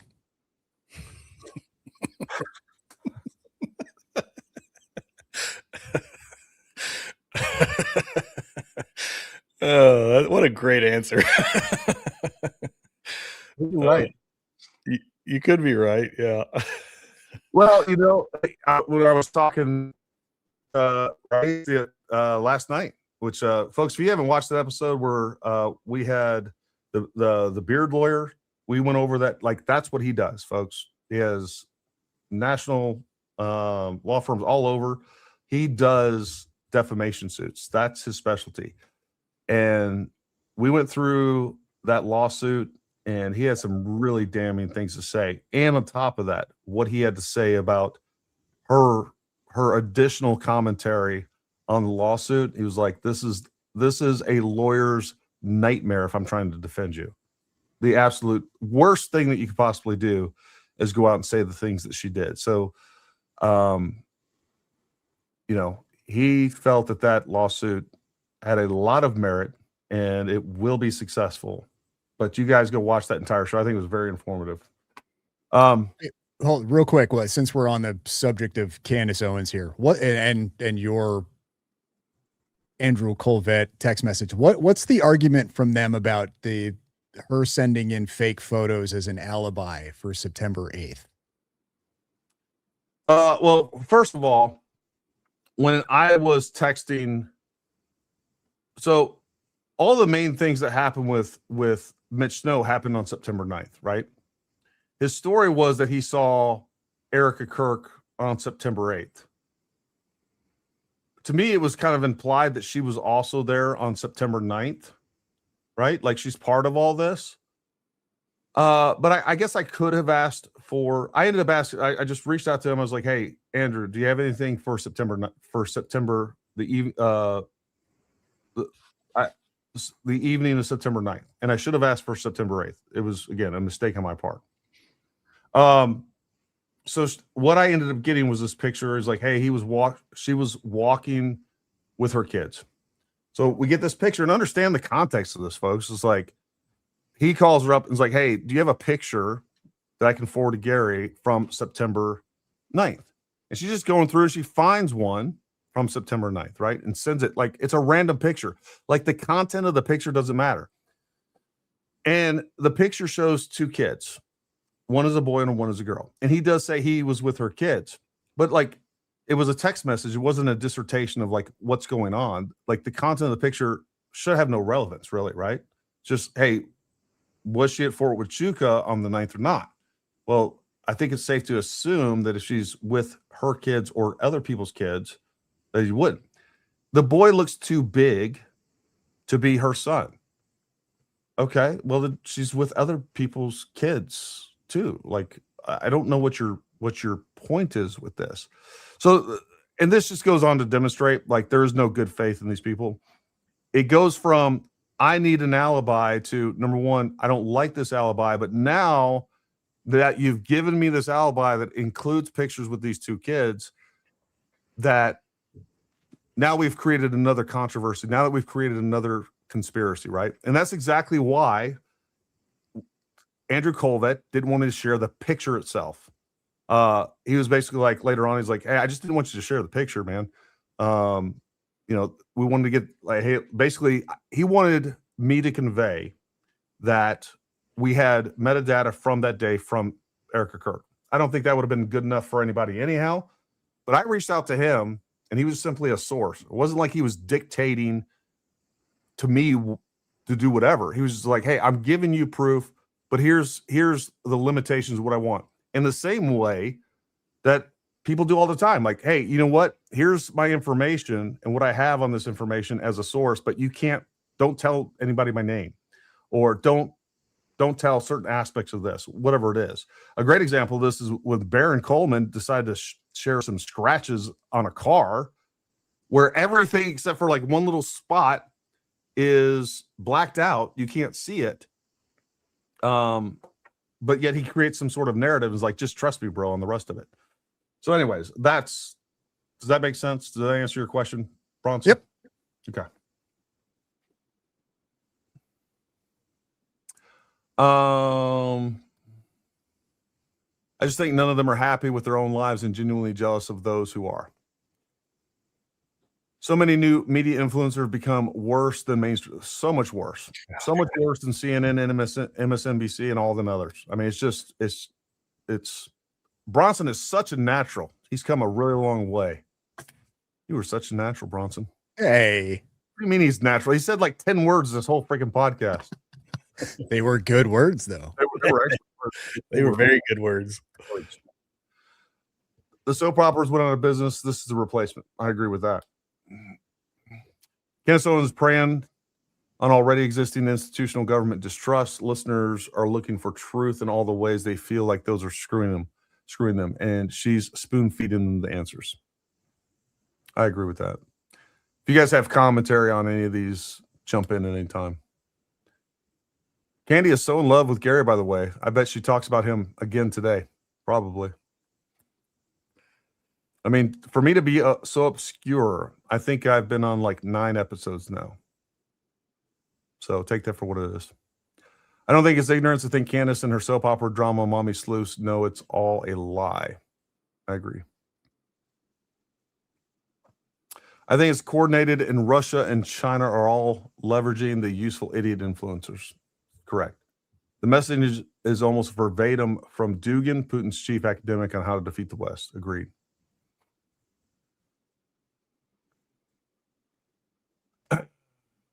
Gary and Mitch and Summer and Candace Owens in a slap competition before the next UFC fight live.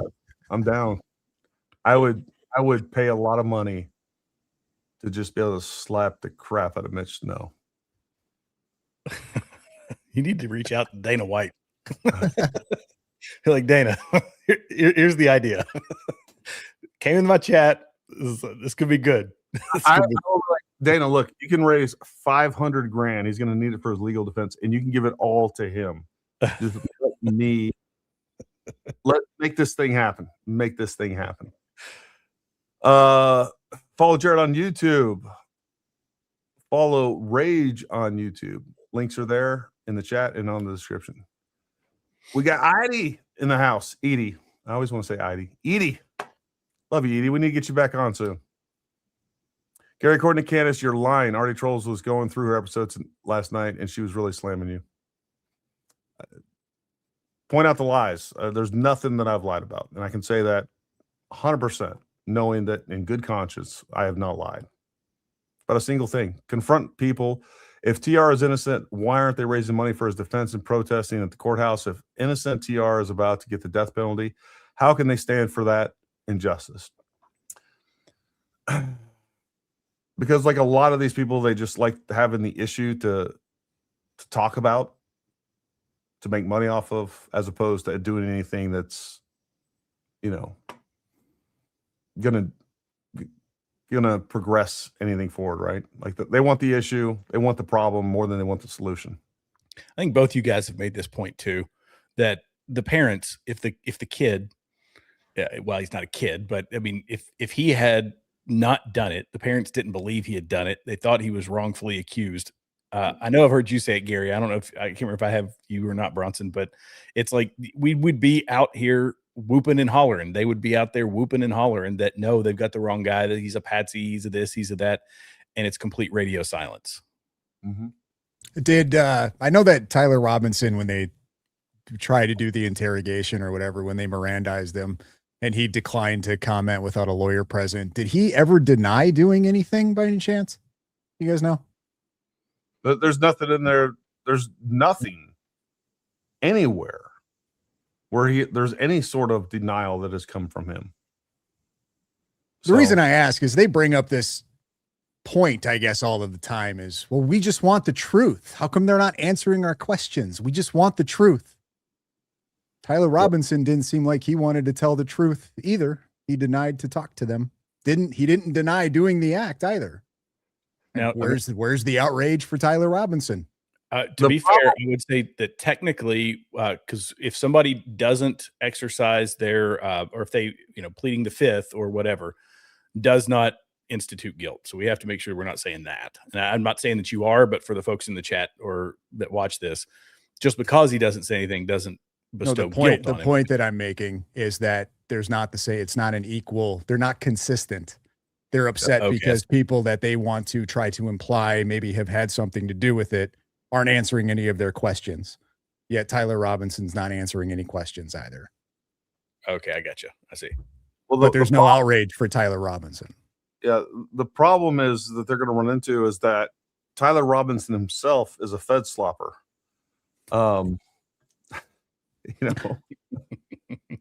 They're all Fed slop. Everybody's in on it. Charlie's not even dead. I thought you guys knew this. Yeah. Bro, last night I was trying to go to sleep and I happened to stumble upon a space that Eco was hosting. I listened to it anonymously for like, 20 minutes. My God. And like, he's not even the worst one. I mean, they just had one crazy theory. Like when you have Eco basically diplomatically saying you're an idiot, like that's how bad it was.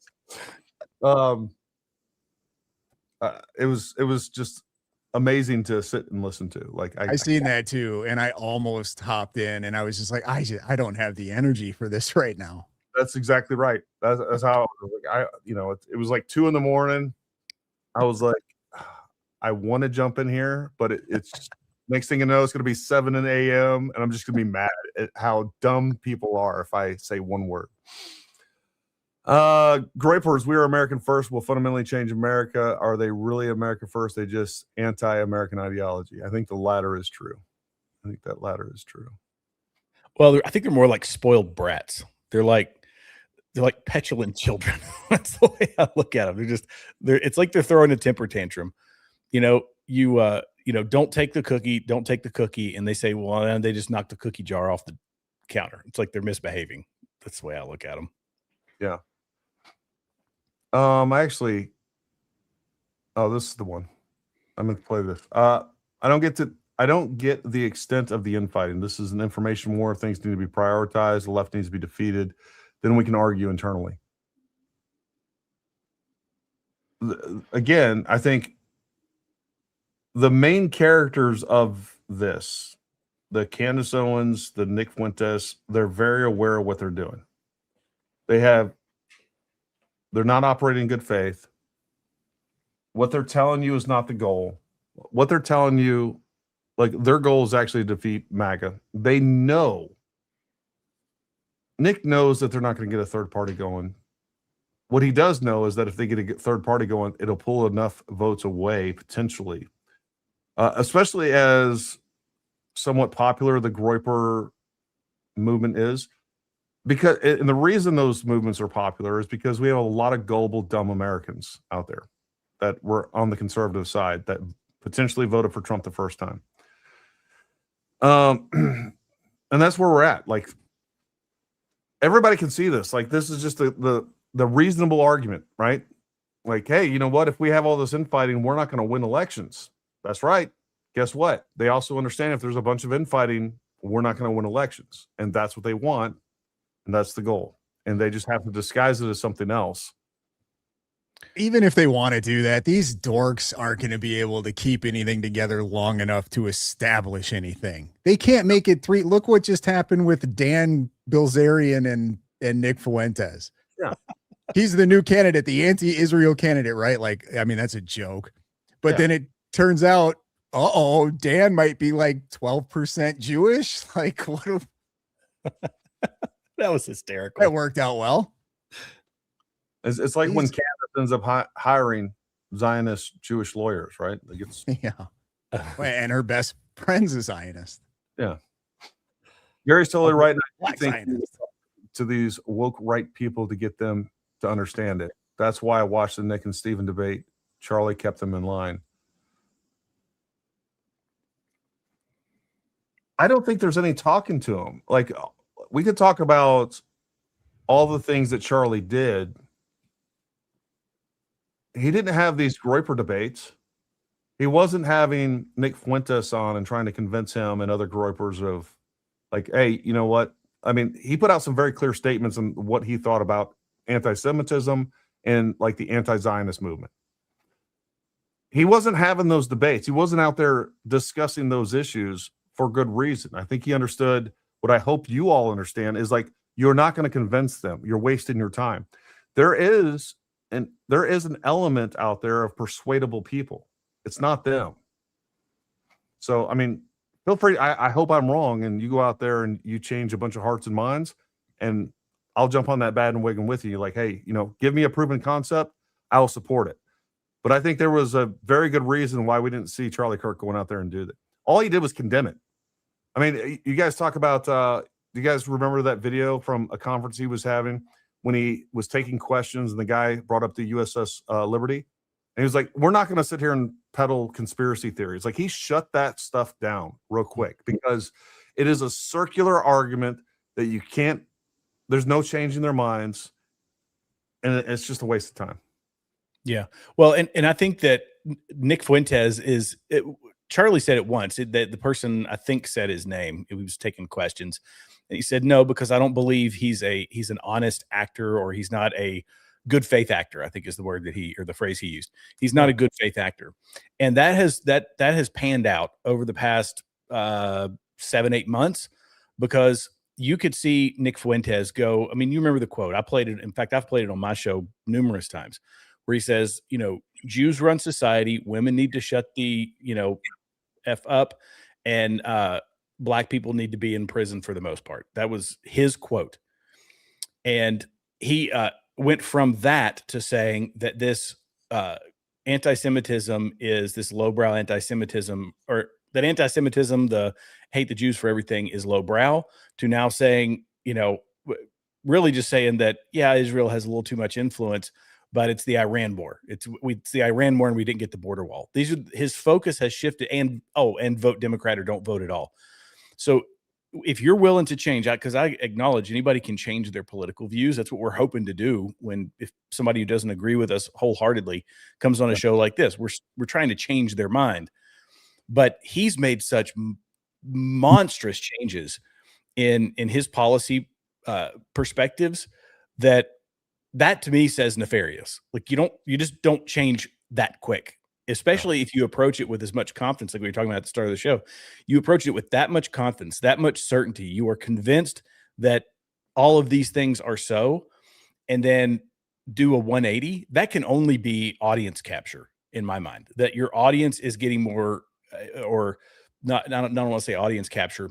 Because it's not. It's actually the opposite. He's trying to broaden his or soften his stance so that he can grow his audience. Yeah, he's cult-like following. Right. And that's what these people are doing. Yeah. They present, again, like some of the key things that you need to look out for is, again, this hidden knowledge. Like, I can give you answers that nobody else can. Mm-hmm. I have perspective that nobody else does. I have information that nobody else does. I have these hidden sources that nobody else does. Like, when that is a running theme with anybody, you need to run away. Because I'm not saying that these people aren't convincing. I mean, some of the best con men in the world, whether they be actual con men, they be cult leaders, like, they are very charismatic. They're very good at convincing people that would never think. I've said this before. I'll say this again. I think there is people right now that if their pre-September 2025 self could see them and what they're saying and what they're doing now, I think their pre-2025 September 2025 self would be disgusted with what they're doing and they're saying. I really do believe that. But it's incremental changes, and you've been conditioned into being something, saying things, believing things that you never thought you'd be gullible enough to do. And it can happen to any of us. And that's why we need to be aware of our own vulnerabilities and guard our minds and identify these problems and identify these signs of people that have these types of influence, right? They're creating a cult. That's what's going on. And for those of you that have talked to Candace followers, Barron followers, that is exactly what is happening there. Rubio is our best hope. JD is too radical and lost me with his infinity for anti-Semite Tucker. I would like to get what is your opinion between, if that was your choice, Rubio or JD Vance for president today, who would you vote for? Or is there somebody else that you guys would prefer?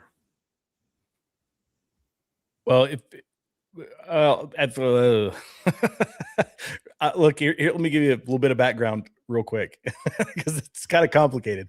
I used to come out fairly hard against Rubio because I saw Rubio as the guy who grew up in the old school politics. Yeah. And that's where he was, I guess, politically groomed, for lack of a better term. And I saw him as an establishment type guy. Donald Trump chose him, and being in a cabinet position, a very important one, like the Secretary of State, he's done a really good job, in my opinion.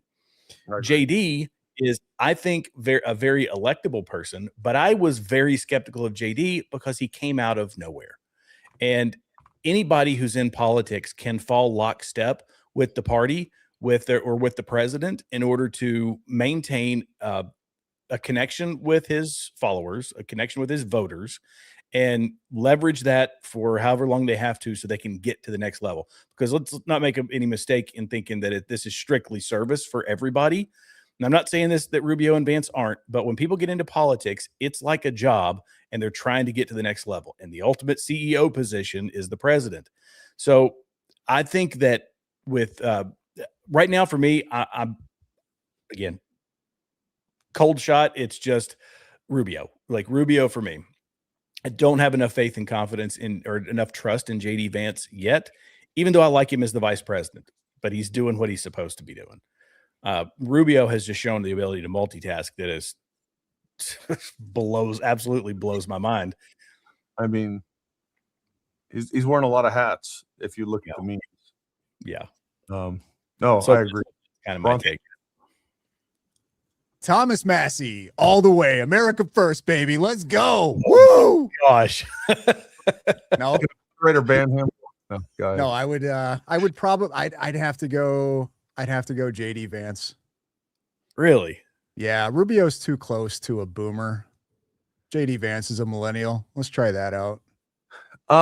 So I'm with Bronson on this, but everything you said about Rubio prior, like where you were with him, I felt the same way. I was like, he's kind of a establishment Republican. I think he'll do fine as like a cabinet position. I've come to like and potentially trust him more than I ever thought I would at this point. I've always thought going forward, like kind of JD Vance is the heir apparent and probably the person that will most likely carry on somewhat of the MAGA movement. If I continue on the trajectory I am regarding Rubio, I think that like another month, I may be saying the exact opposite, because I'd say they're pretty neck and neck, but I'd still kind of go with JD. I think the other thing that we have to realize is like MAGA as we know it does die with Trump when he gets out of office. Like it's not going to be the same. It's going to be, hopefully it'll be better, or maybe be more effective. I don't know, but it won't be the same. And I doubt it'll be better. And I doubt it's going to be more effective. But that remains to be seen. Either way, it's still a better option than the Democrats. I'll be honest. If you asked me 2 years ago, I would have said somebody like Eric Trump or Don Jr. or somebody like that. Trump. I don't like Don Jr. I don't think he'd be a good president. I do like Eric Trump. And I don't know, that may go up or down if I had more exposure to him, like we would see on like a campaign trail or something like that. Beard Lawyer in the chat. Man, that was one of my favorite discussions I may have ever had. Probably top 3 or 5, maybe the very top one. That was, folks, if you didn't watch that stream yesterday, make sure you go watch that. Extremely informative, and not just on cannabis, but in defamation law. I think there's a lot of people running around with a lot of bad information because everybody thinks they're, Twitter lawyers. I was going to say YouTube law degrees. Yeah, 100%. Use Virginia as an example of what happened if Democrats came into power. The things the new governor there has done is insane. Yeah, so I'm 20 miles from Virginia. Virginia definitely affects. It's really less than that, but on the road, it's probably like 6 miles to the state line as the crow flies. But anyways, we're right here, just north of Virginia and just south of Maryland. We're up here in the Panhandle. I never thought that Virginia would turn as radical as it has. So that's what we're going to be seeing with the rest of the country. Well, I have to say too, I've looked at the redistricting, and we've seen I forget how many states. I think it's 6 states, 7 states. I forget the total number. There's a lot of states that could overturn a function of the VRA, but we're looking at gaining 15 seats, 14 seats, somewhere in that neighborhood. But the Democrats are doing the same thing in California. They want to take more Republican seats. Maryland is already trying to get rid of them. Virginia was trying to get rid. They were trying to go from 5-6 to 10-1 in favor of Democrats. If you elect Democrats, that's because state politics, people forget about it. And that's why I looked at Virginia as, hey, we're over here fighting about, the $3.8 billion to Israel. Meanwhile, Democrats are just removing seats in the states at the state level. State level politics is incredibly, incredibly important, but we tend to ignore it. And I'm guilty of that as well. And I live about actually 2 miles from Virginia. I'm like right at the Virginia border. And I lived in Virginia for a while. And years ago, 2A is something, the Second Amendment is something that it's been a constant battle in Virginia. And, so I dealt with it there, but the redistricting stuff it's like the woman runs as a moderate. She comes in and all hell breaks loose. You turn over the legislature and you get a moderate turned radical as the governor, and they will run roughshod over anybody and everybody Republican. You cannot tell me that the Democrats will not do the exact same thing if people say, I'm staying home because of, I don't know, Israel, or I'm staying home because of whatever, or I'm not going to vote, or I'm going to vote Democrat. Fine. There you go. The one that runs as a moderate Democrat, the Joe Bidens of the world, they are led around by the party, and the party is radical to its core. I agree. So I don't know how people could be that naive. Nick Fuentes is the one I'm specifically talking about. Yeah.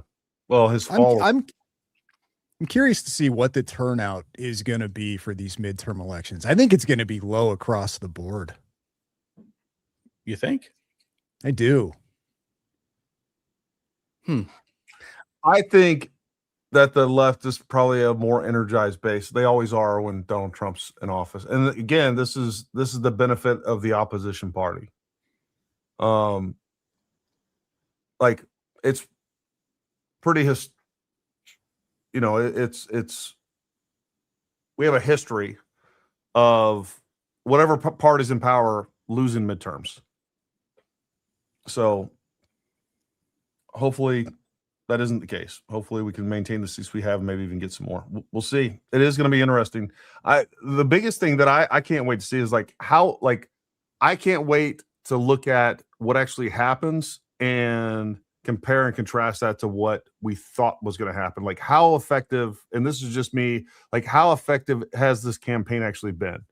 Does it demoralize the right like it appears it is? Does it have a greater impact than I'm estimating? Does it have a less impact than I'm estimating? I'm curious to see that. That's one of the biggest things that I'm looking forward to on the midterms. Didn't we maintain or gain control in the midterms in Trump's first term? I feel like I could be nuts. For some reason, I thought that momentum carried into the midterms. A slight majority. Yeah, I don't remember.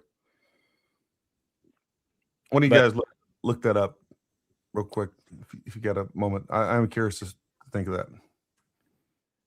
Yeah, so you get 60 days of combat. This is the War Powers Act. You get 60 days of combat without congressional approval and 30 days to withdraw.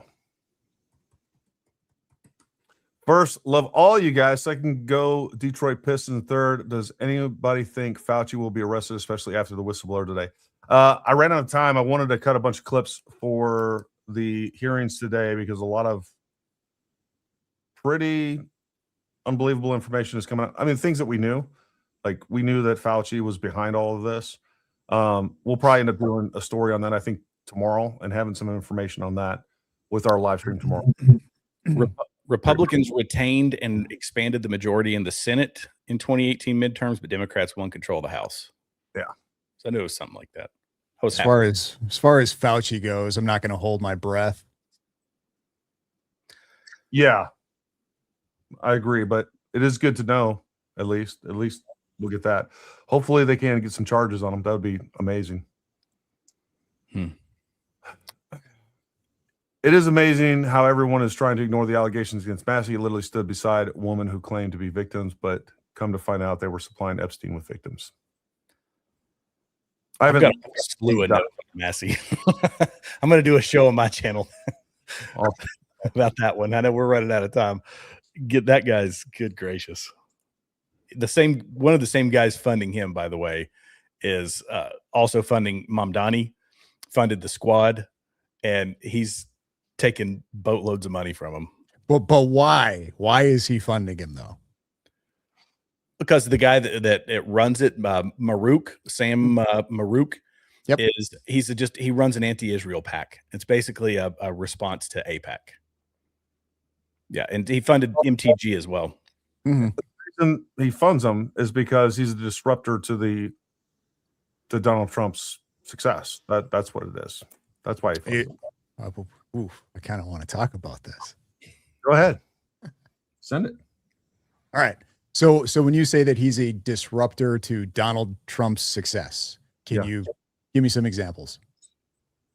Yeah, I mean, he's basically speaking out against Donald Trump, and he's basically highlighting things like the Epstein files and essentially saying that this, insinuating in many different ways that this election is basically what he's working as is a person that is going to demoralize the right from voting.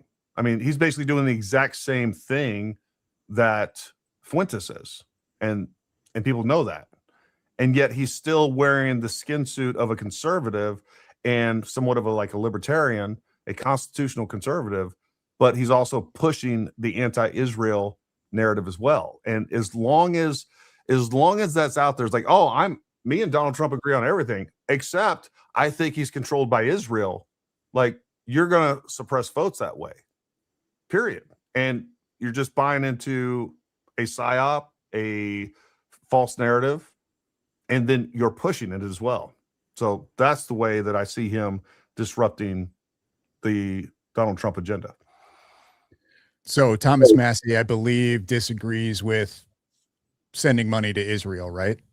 I think that's his stance on that. Well, he's against the war. I mean, sure. He is pretty much in parallel with all the MTG, whether you're Tucker Carlson. He just thanked Candace Owens for her endorsement the other day. Well, he also votes against votes against Republicans consistently with Democrats. So Are you sure? He voted. Oh yeah, 'Cause yeah. I believe he's got a track record of something like 90% of supporting Republican, and generally when he votes against Republican, it's usually about fiscal stuff, like the overspending or. What I'm saying is, of the times that Republicans vote against Republicans, he is consistently in the top 3 of those people. He, and of course Rand Paul is there as well, but Brian Fitzpatrick, Don Bacon, Mike Lawler are the top 4. Of course, Rand Paul's in the Senate, but in the House, he's one of the top 3-4 people voting against Republicans. And he usually, yes, votes against things like spending bills. Sometimes he's not wrong when it comes to like there was probably some tweaks that needed to be made with all the FISA stuff and all that. That's a whole separate topic for another time. But I'm not opposed to voting against the very thing that was used against Donald Trump. But he is, when it comes to when we get a majority and we are trying to get stuff done, they say, well, with the budget, as an example, he's a budget hawk. Fine. Totally agree with that. But to say we're going to stop all the other stuff that we're trying to get in place to, in some cases, undo what the Democrats have done, or to at least get some of the big ticket items for Trump for the good of the movement going forward. We're not going to fix it all in one bill. You kind of have to eat a little crow and vote that way. But Massie does it at critical junctures. The key piece of legislation, the big beautiful bill, he voted against that.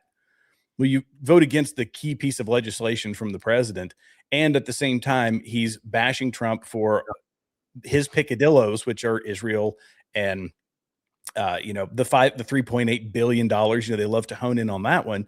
That's 4 hours. If you take our 8,000 some hours, you divide our budget into 365 days, 24 hours a day in a year, it's 4 hours worth of spending from Israel.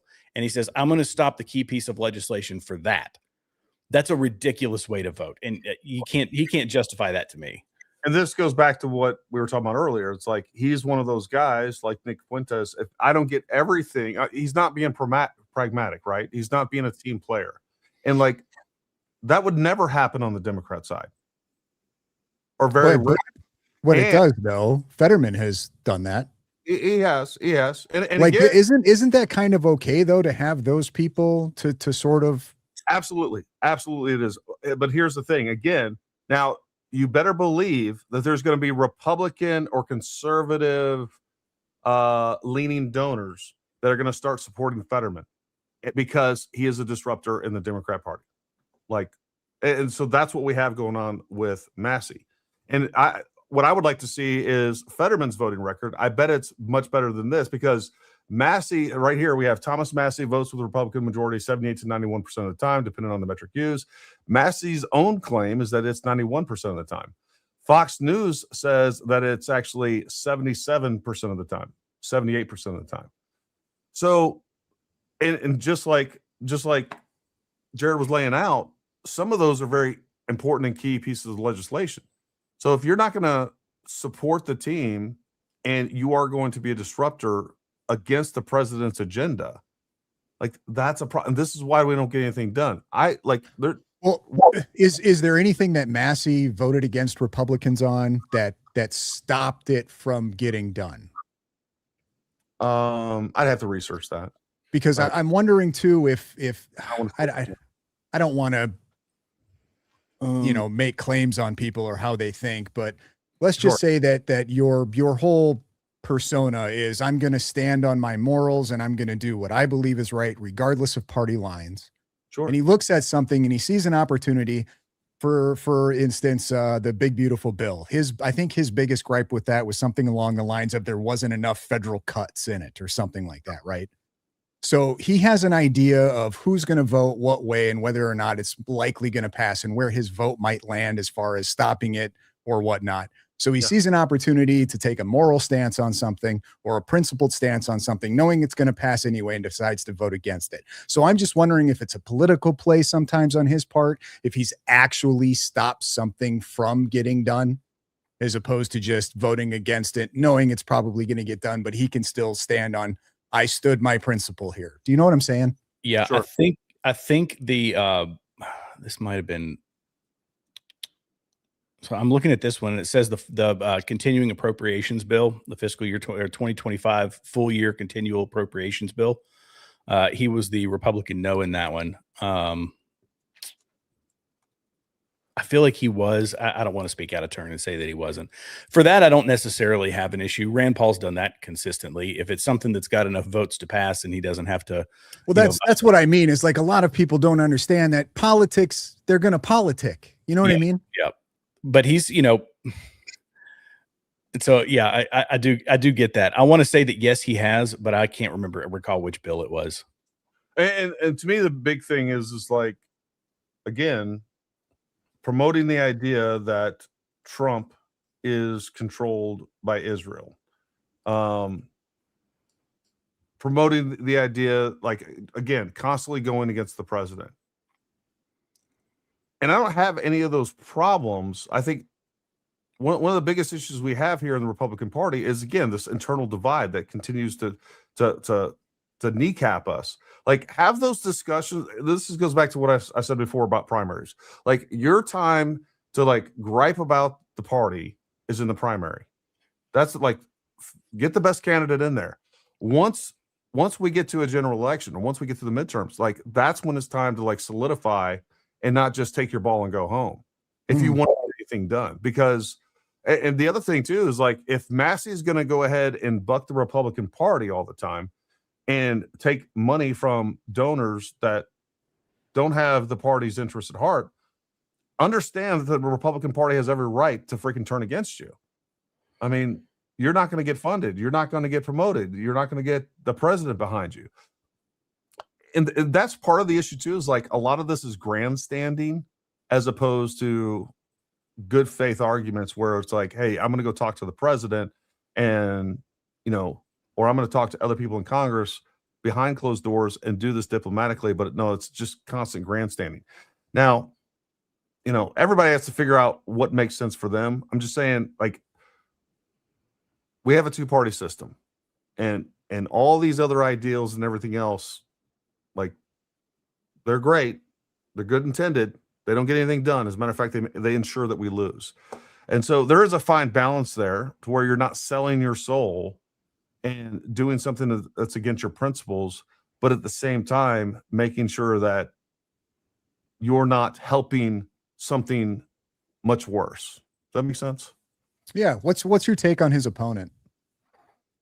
I don't know who his opponent is right now off the top of my head. Oh gosh, what was his name?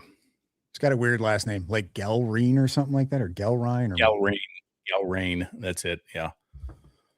I don't know a ton about him. I had a viewer that asked me. I did some kind of cursory research. He seems just like I guess I would say a run of the mill sort of person. Neocon. Like, is that better than Thomas Massie? No, I don't think that was the case with the guy. I don't know a ton about him. What I can say, the SAVE Act was the one, by the way, that he also voted against.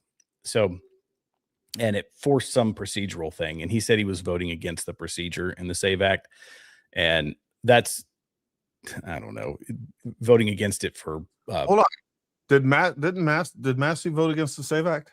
Yeah, he says he Probably. didn't vote against the SAVE Act, but against a rule. So his no vote was it was because of a rule that was in or being used is what he was voting against. So he's like, I don't have any issue with what's in the bill, just with the procedure that was used. So he became a no vote for it.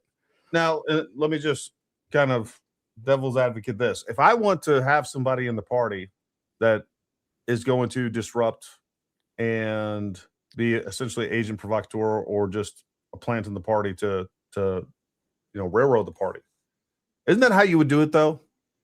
You would always cause these issues. You would vote against things and be like, oh, I wasn't really voting against the SAVE Act. I was voting about the way that the punctuation in the SAVE Act was listed. Like, I didn't like that at all. Like, the sentence structure was really terrible. I wanted it just redone. I mean, you can always give a reason. And I think this is part of the problem. And Bronson, I think what you're asking is if we're saying that Massie sucks, is it really better to get the other guy than Massie? And my argument would be, if you're going to get somebody like it's more like, does Massie suck that bad? No, that you're willing to risk no, in kind of an unknown coming in. Do you know what I mean? I'm getting a lot of hate in the chat, guys. I'm playing devil's advocate on this Massie thing. it is a very all right. Calm down. No, like I don't think he's like the worst problem in the Republican Party. And again, the primaries are look, we should clean out a lot of people out of the Republican Party, out of Congress especially. And so, but that happens during the primaries. There's a time and a process for that to take place. And when you're stopping the Republican and or the president's agenda, and 22% of the time you're voting with the Democrats, there's probably somebody better out there to do that, and or is better at articulating why they're philosophically and morally opposed to what's going on in Congress. Put it like that. Well, and but I don't know that that's like, just because somebody is voting alongside some Democrats, that like, I think you have to bring up the reasons as to why. Do you know what I mean? I don't think that's fair to just say, oh, he's voting with Democrats, so that automatically means bad. Yeah, but if it's on key legislation, that's the thing. Like, look, I have problems with spending. Like, I don't like omnibus spending bills, and neither does Thomas Massie. We align on that same thing. We need to be voting on individual spending bills. This stuff needs to be painful for the congressmen and women because we're paying them, and this is the job that they signed up for. Omnibus spending bills are easy. Sign it all off. Everything gets paid. The port gets thrown out there, and we keep a $1.5 trillion deficit. But so I can agree with him there. But at the same time, the guy, okay, and again, I guess I'm pointing out hypocrisy, but that's just kind of synonymous with politicians, is hypocrisy. The guy says foreign spending, this, that, and the third. And, it's Israel, AIPAC, they're getting all this money. And yet he turns around and he's getting money from an anti-Israel PAC that is funded by granted, these guys are in, I guess, Texas, but, they're funding the exact opposite, and the vast majority of his money isn't even coming from his state. It's coming from people outside the state. It's coming from PACs that are pumping money into it. And in fact, the number is $70,000. This is from Open Secrets. $70,000 came from in-state. $1.162 million came from out of state. I mean, he says, I'm getting all my money in small. Yeah, from people that aren't Kentuckians. Kentuckians aren't all that interested in what you're doing. And that's part of the I guess the situation with politics now. It's very expensive. You got the internet, and you can pull money from lottie-dottie everybody to keep yourself in a seat that is not really funded in donations by the very people that you're representing. Because and the other big red flag for me is his constant pointing to AIPAC and Israel and all this. Like, first of all, spending like the last 4 or 5 months researching that, because I didn't know where I stood on Israel. I really didn't. I could have been persuaded either way. And I have done a deep dive on it. Like the amount, it's just factually wrong. So either you're an idiot or you're lying. One of the two. Like, sit here and try to say that AIPAC controls everything. They're not even the top 10 when it comes to lobbyists. It's such a farce, and it's so dumb, but it's one of those talking points that is very effective. And at that point, I don't trust you. And I think your intentions are not good, because again, it's factually wrong. You're lying. But it's something that you're going to put out there because it works. That's kind of where I stand with him at large. I don't think it's looking good for him anyway at the moment. I'm pretty sure the opposition is projected to win now. Yeah, I think you're correct. We'll see. We'll see what happens. Either way, I don't trust Kentucky. Those people talk funny. Yeah, they do. Hollers. Love watching the three of you together. Amazing show with very good points all around. Keep up the good fight, y'all. And Bronson, yes to peanut butter. Yes to peanut butter. Another peanut butter convert. There we go. Gwendolyn became a YouTube member. Thank you very much, Gwendolyn. We appreciate you. 171 oil tankers are filled up and or are headed to Texas to fill up since the start of Iran war. $15 billion into U.S. instead of Iran. There you go. Love from New Hampshire. Typo in the description. FYI, it says who can you trust in 2025? I'm assuming 2026. We're actually taking this back in time. Typo in the description. We'll get that fixed. Keep up with the great work, guys. Thank you, Beard Lawyer. We're going to have you on again soon, man. Enjoyed talking to you tremendously. And by the way, I trust you three. Thank you. My opinion, Candux fallacy Owens is equal to human mad libs. I don't disagree with that. As a defamation lawyer, she's got huge issues with her defense. There you go. He clarified. I was trying to be very careful, not put any words in his mouth. Poppin' Beard Lawyer now, 2 in the house, baby. I like it. Gary Candace seems extremely worried about what you were saying since she thinks you were just some obscure YouTuber because she knows you're making a difference. Well, thank you. Thank you. I agree. I'm over the target, right? Just asking questions, bro. Gary, did you hear that Danville Arian asked Nick Fuentes where he could find Ben Shapiro to do nefarious shit? I heard old Ben has got some pretty salty security. They may smoke Dan. Well, we'll see. Wow. They'll give him the ride. Yeah. I know who you're talking about, but that was pretty funny. Candace is scared. She is pissed off. That is what you see in her eyes. A narc doesn't like to be challenged. I agree. The cult is mad. Big mad at Gary for having the goal to be correct. I know. God forbid. Lucas in the house. Thank you, buddy. Have been crazy busy lately. I haven't been able to tune in. Certainly appreciate your guys' dedication to the truth. Thank you all. I owe you a phone call too, Lucas. I didn't get notified about this. How will I get misgendered now? By the way, more Candace talk about you, the stronger the Brian Harple case. Seriously. More Candace talks about you. Yes, I agree. I agree. Oh, Jesus.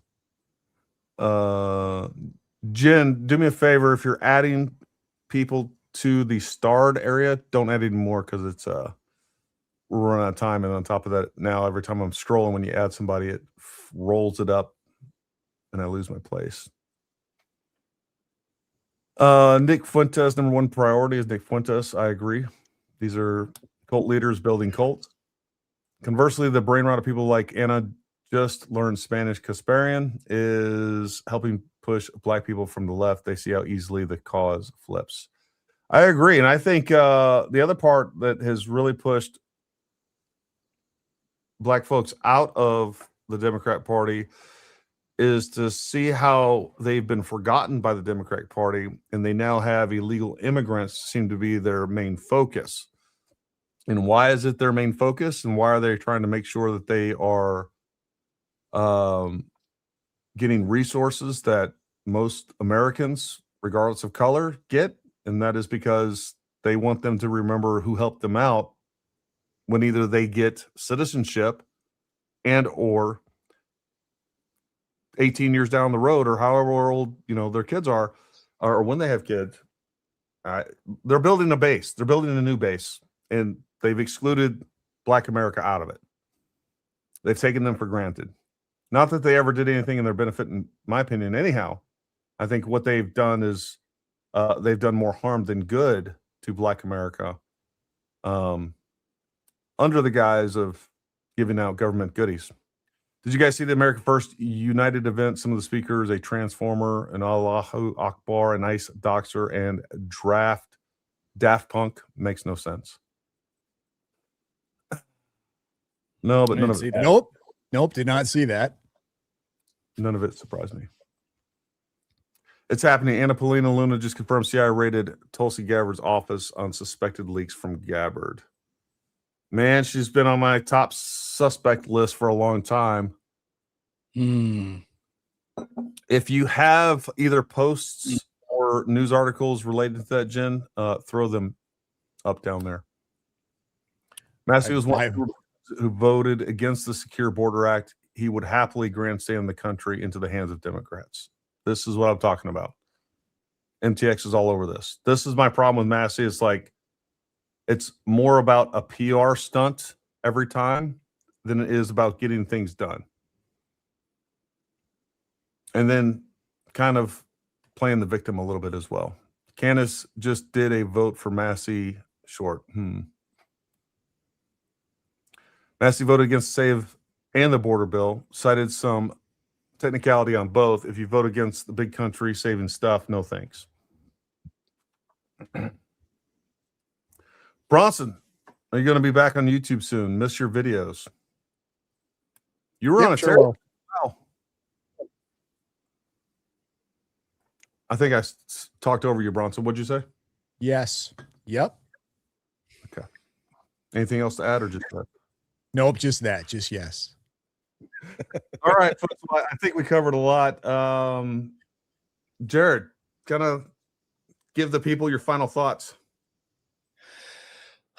This is such confusing times right now, but there are people like the three of us. This is what we're trying to do. There's some great content creators out here that are trying to just give people accurate information, give people the truth. Yes, it's smattered with our opinion, but we care about other people's opinions as well. So that's why we do these live streams, so that we can get information from the chat, and you can agree with us, disagree with us. But at the end of the day, we have a long road to hoe, not just the midterms, not just the next presidential election, but years and years for us to rebuild a unified movement that was ripped apart starting back in September, I would say.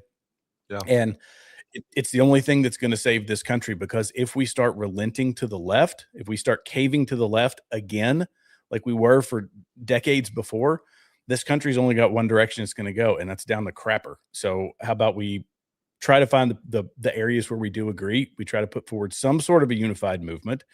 And look, the infighting, black-pilled, all that nonsense, there could be a really bright future for this country. So don't let the black pillars get inside your mind. Keep them out of your algorithm, unless you want them in there just to make fun of them. That's all I've got. Bronson. I think we're going to be all right, everybody. Keep your heads high. Get out and vote. Like Jared said, don't listen to the black pillars. I think we're going to be okay. Look at that optimism. I love it. Yeah. We'll be okay if people start to do more and fight against the lies and the propaganda. Like we can't just be bystanders anymore. Like some action has to come behind it. And the battlefield is right here on social media. And I'll echo everything else that Jared said. Like, you got to be smart about who you listen to, what you listen to. And yes, Jared said, hey, we give you our opinions. But one thing that I try to do, and I know Bronson and Jared and just about everybody else that I know that I kind of have associated with, we're very careful about telling you what our opinion is and an interpretation, as opposed to saying something is fact.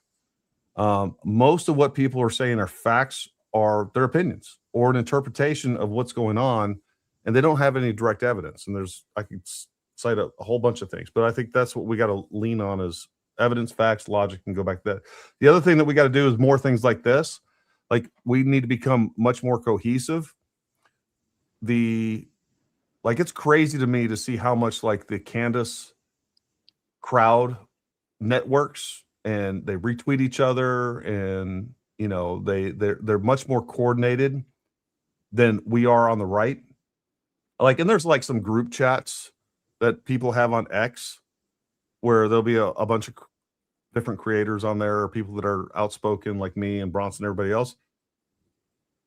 But nothing's actually getting like, hey, let's work on messaging. Like, there's not a lot of planning taking place, and I would like to see more of that. I would like to see people getting together and like really working, not just getting on there and griping about how their X payout wasn't what they should be, and that the X algorithm sucks and this and that. And I hear so much of that, as opposed to anything productive and cohesive taking place. So there's a lot of improvements that we can make on our side with messaging as well, for sure. So hopefully we'll continue to do things like this, and I know we will be doing so. And also, guys, anytime that you guys would like me to come on your show, if you would ever like me to come on your show, I'm happy to do that. So never hesitate to reach out for me. And I appreciate you guys coming on here and adding to the discussion. I really do. And all of you over in the chat, we appreciate you so much. You two don't go away, but for everybody else, thank you for showing up tonight. Thank you for watching. Make sure you share this content. Make sure you follow these guys. Support people out there telling the truth. Jen just jumped into the chat. So, Jen, did you have something for us before we leave as well? You want me to play the video? Oh, yeah. Please. Tulsi Gabbard's office. Agents hauled you out gotta. Yep, I got it. There you go. dozens of boxes, files on the JFK assassination and MK Ultra, the CIA mind control operation, which she was in the process of declassifying.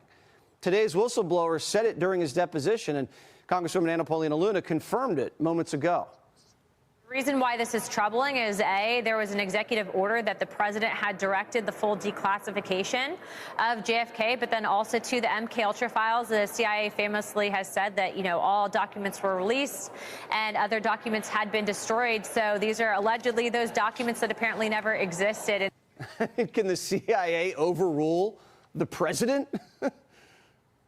No, the CIA cannot overrule the president. The CIA cannot even overrule the director of national intelligence. In 1975, the Church Committee, which became the Senate Select Committee on Intelligence, specifically ordered DCI William Colby to release all of the MK Ultra files. He famously went back to CIA headquarters and ordered that all of the files be destroyed. 85% of them were destroyed. He was held in contempt of Congress, and then CIA employees lined the halls and contributed cash to pay for the fine that he was ordered to pay. We only know what we know about MK Ultra because of the 15% of the files that weren't destroyed. These are among those 15% of the files. They are mandated to be declassified. The American people have a right to know what is in these files, and the CIA can't raid offices, least of all the offices of the Director of National Intelligence. It's just, real life isn't supposed to work this way. This is crazy. This is something out of a movie, but the CIA was experimenting with LSD on willing and unwilling participants during the Cold War for intelligence operations and to exploit people, and it didn't go well a lot of the time. And they threw it all in a wastebasket, right? Like, it never really worked. Is that why they don't want anybody to know about it? I think they don't want people to know any more than what we know about, for example, dosing innocent citizens of San Francisco, California, or a small village in France and putting LSD in the yeast at the only bakery in the village just to see if everybody in the village would go nuts, which they did, of course, or coming up with a program in San Francisco to hire prostitutes to dose Johns and see if they would cough up their innermost secrets. Ridiculous. Well, that was not so much against Tulsi. That's a implication of the CIA trying to subvert the president's will, and apparently Tulsi was trying to carry that out and unclassify these documents. It sounds like the CIA is coming in trying to seize documents that they don't have authority to seize, which again indicates that we have a deep state problem. And I'm curious to see, we'll vet this out a little bit more, flesh it out a little bit more, and see where this goes, because that's pretty wild. You guys got any commentary on that? Yeah, I like how he said that the CIA can't do that. No, are you sure they can't do that? They can. Sounds like they did. They just don't have the authority Yeah. to do it. Yeah, that the deep state never died. Just because Donald Trump came in, he is still fighting the deep state and the entrenched. He's done a lot to cull it, but not. He's still up against a huge machine, and I hope there's some serious accountability for this. Well, if there's not, I'll be really disappointed. If this story is accurate and that's what happened, some people need to go to jail. Yeah. That's like some of these CIA officers that think they have more authority than the president of the United States. They need to go to jail if the story ends up being accurate in the way that it was And perp walked to us. Yeah. No, I'm with you. All right, folks. Well, listen, we appreciate you tuning in tonight. Thank you so much. You guys don't go anywhere. But until next time, stay armed, stay ready. We'll talk to you.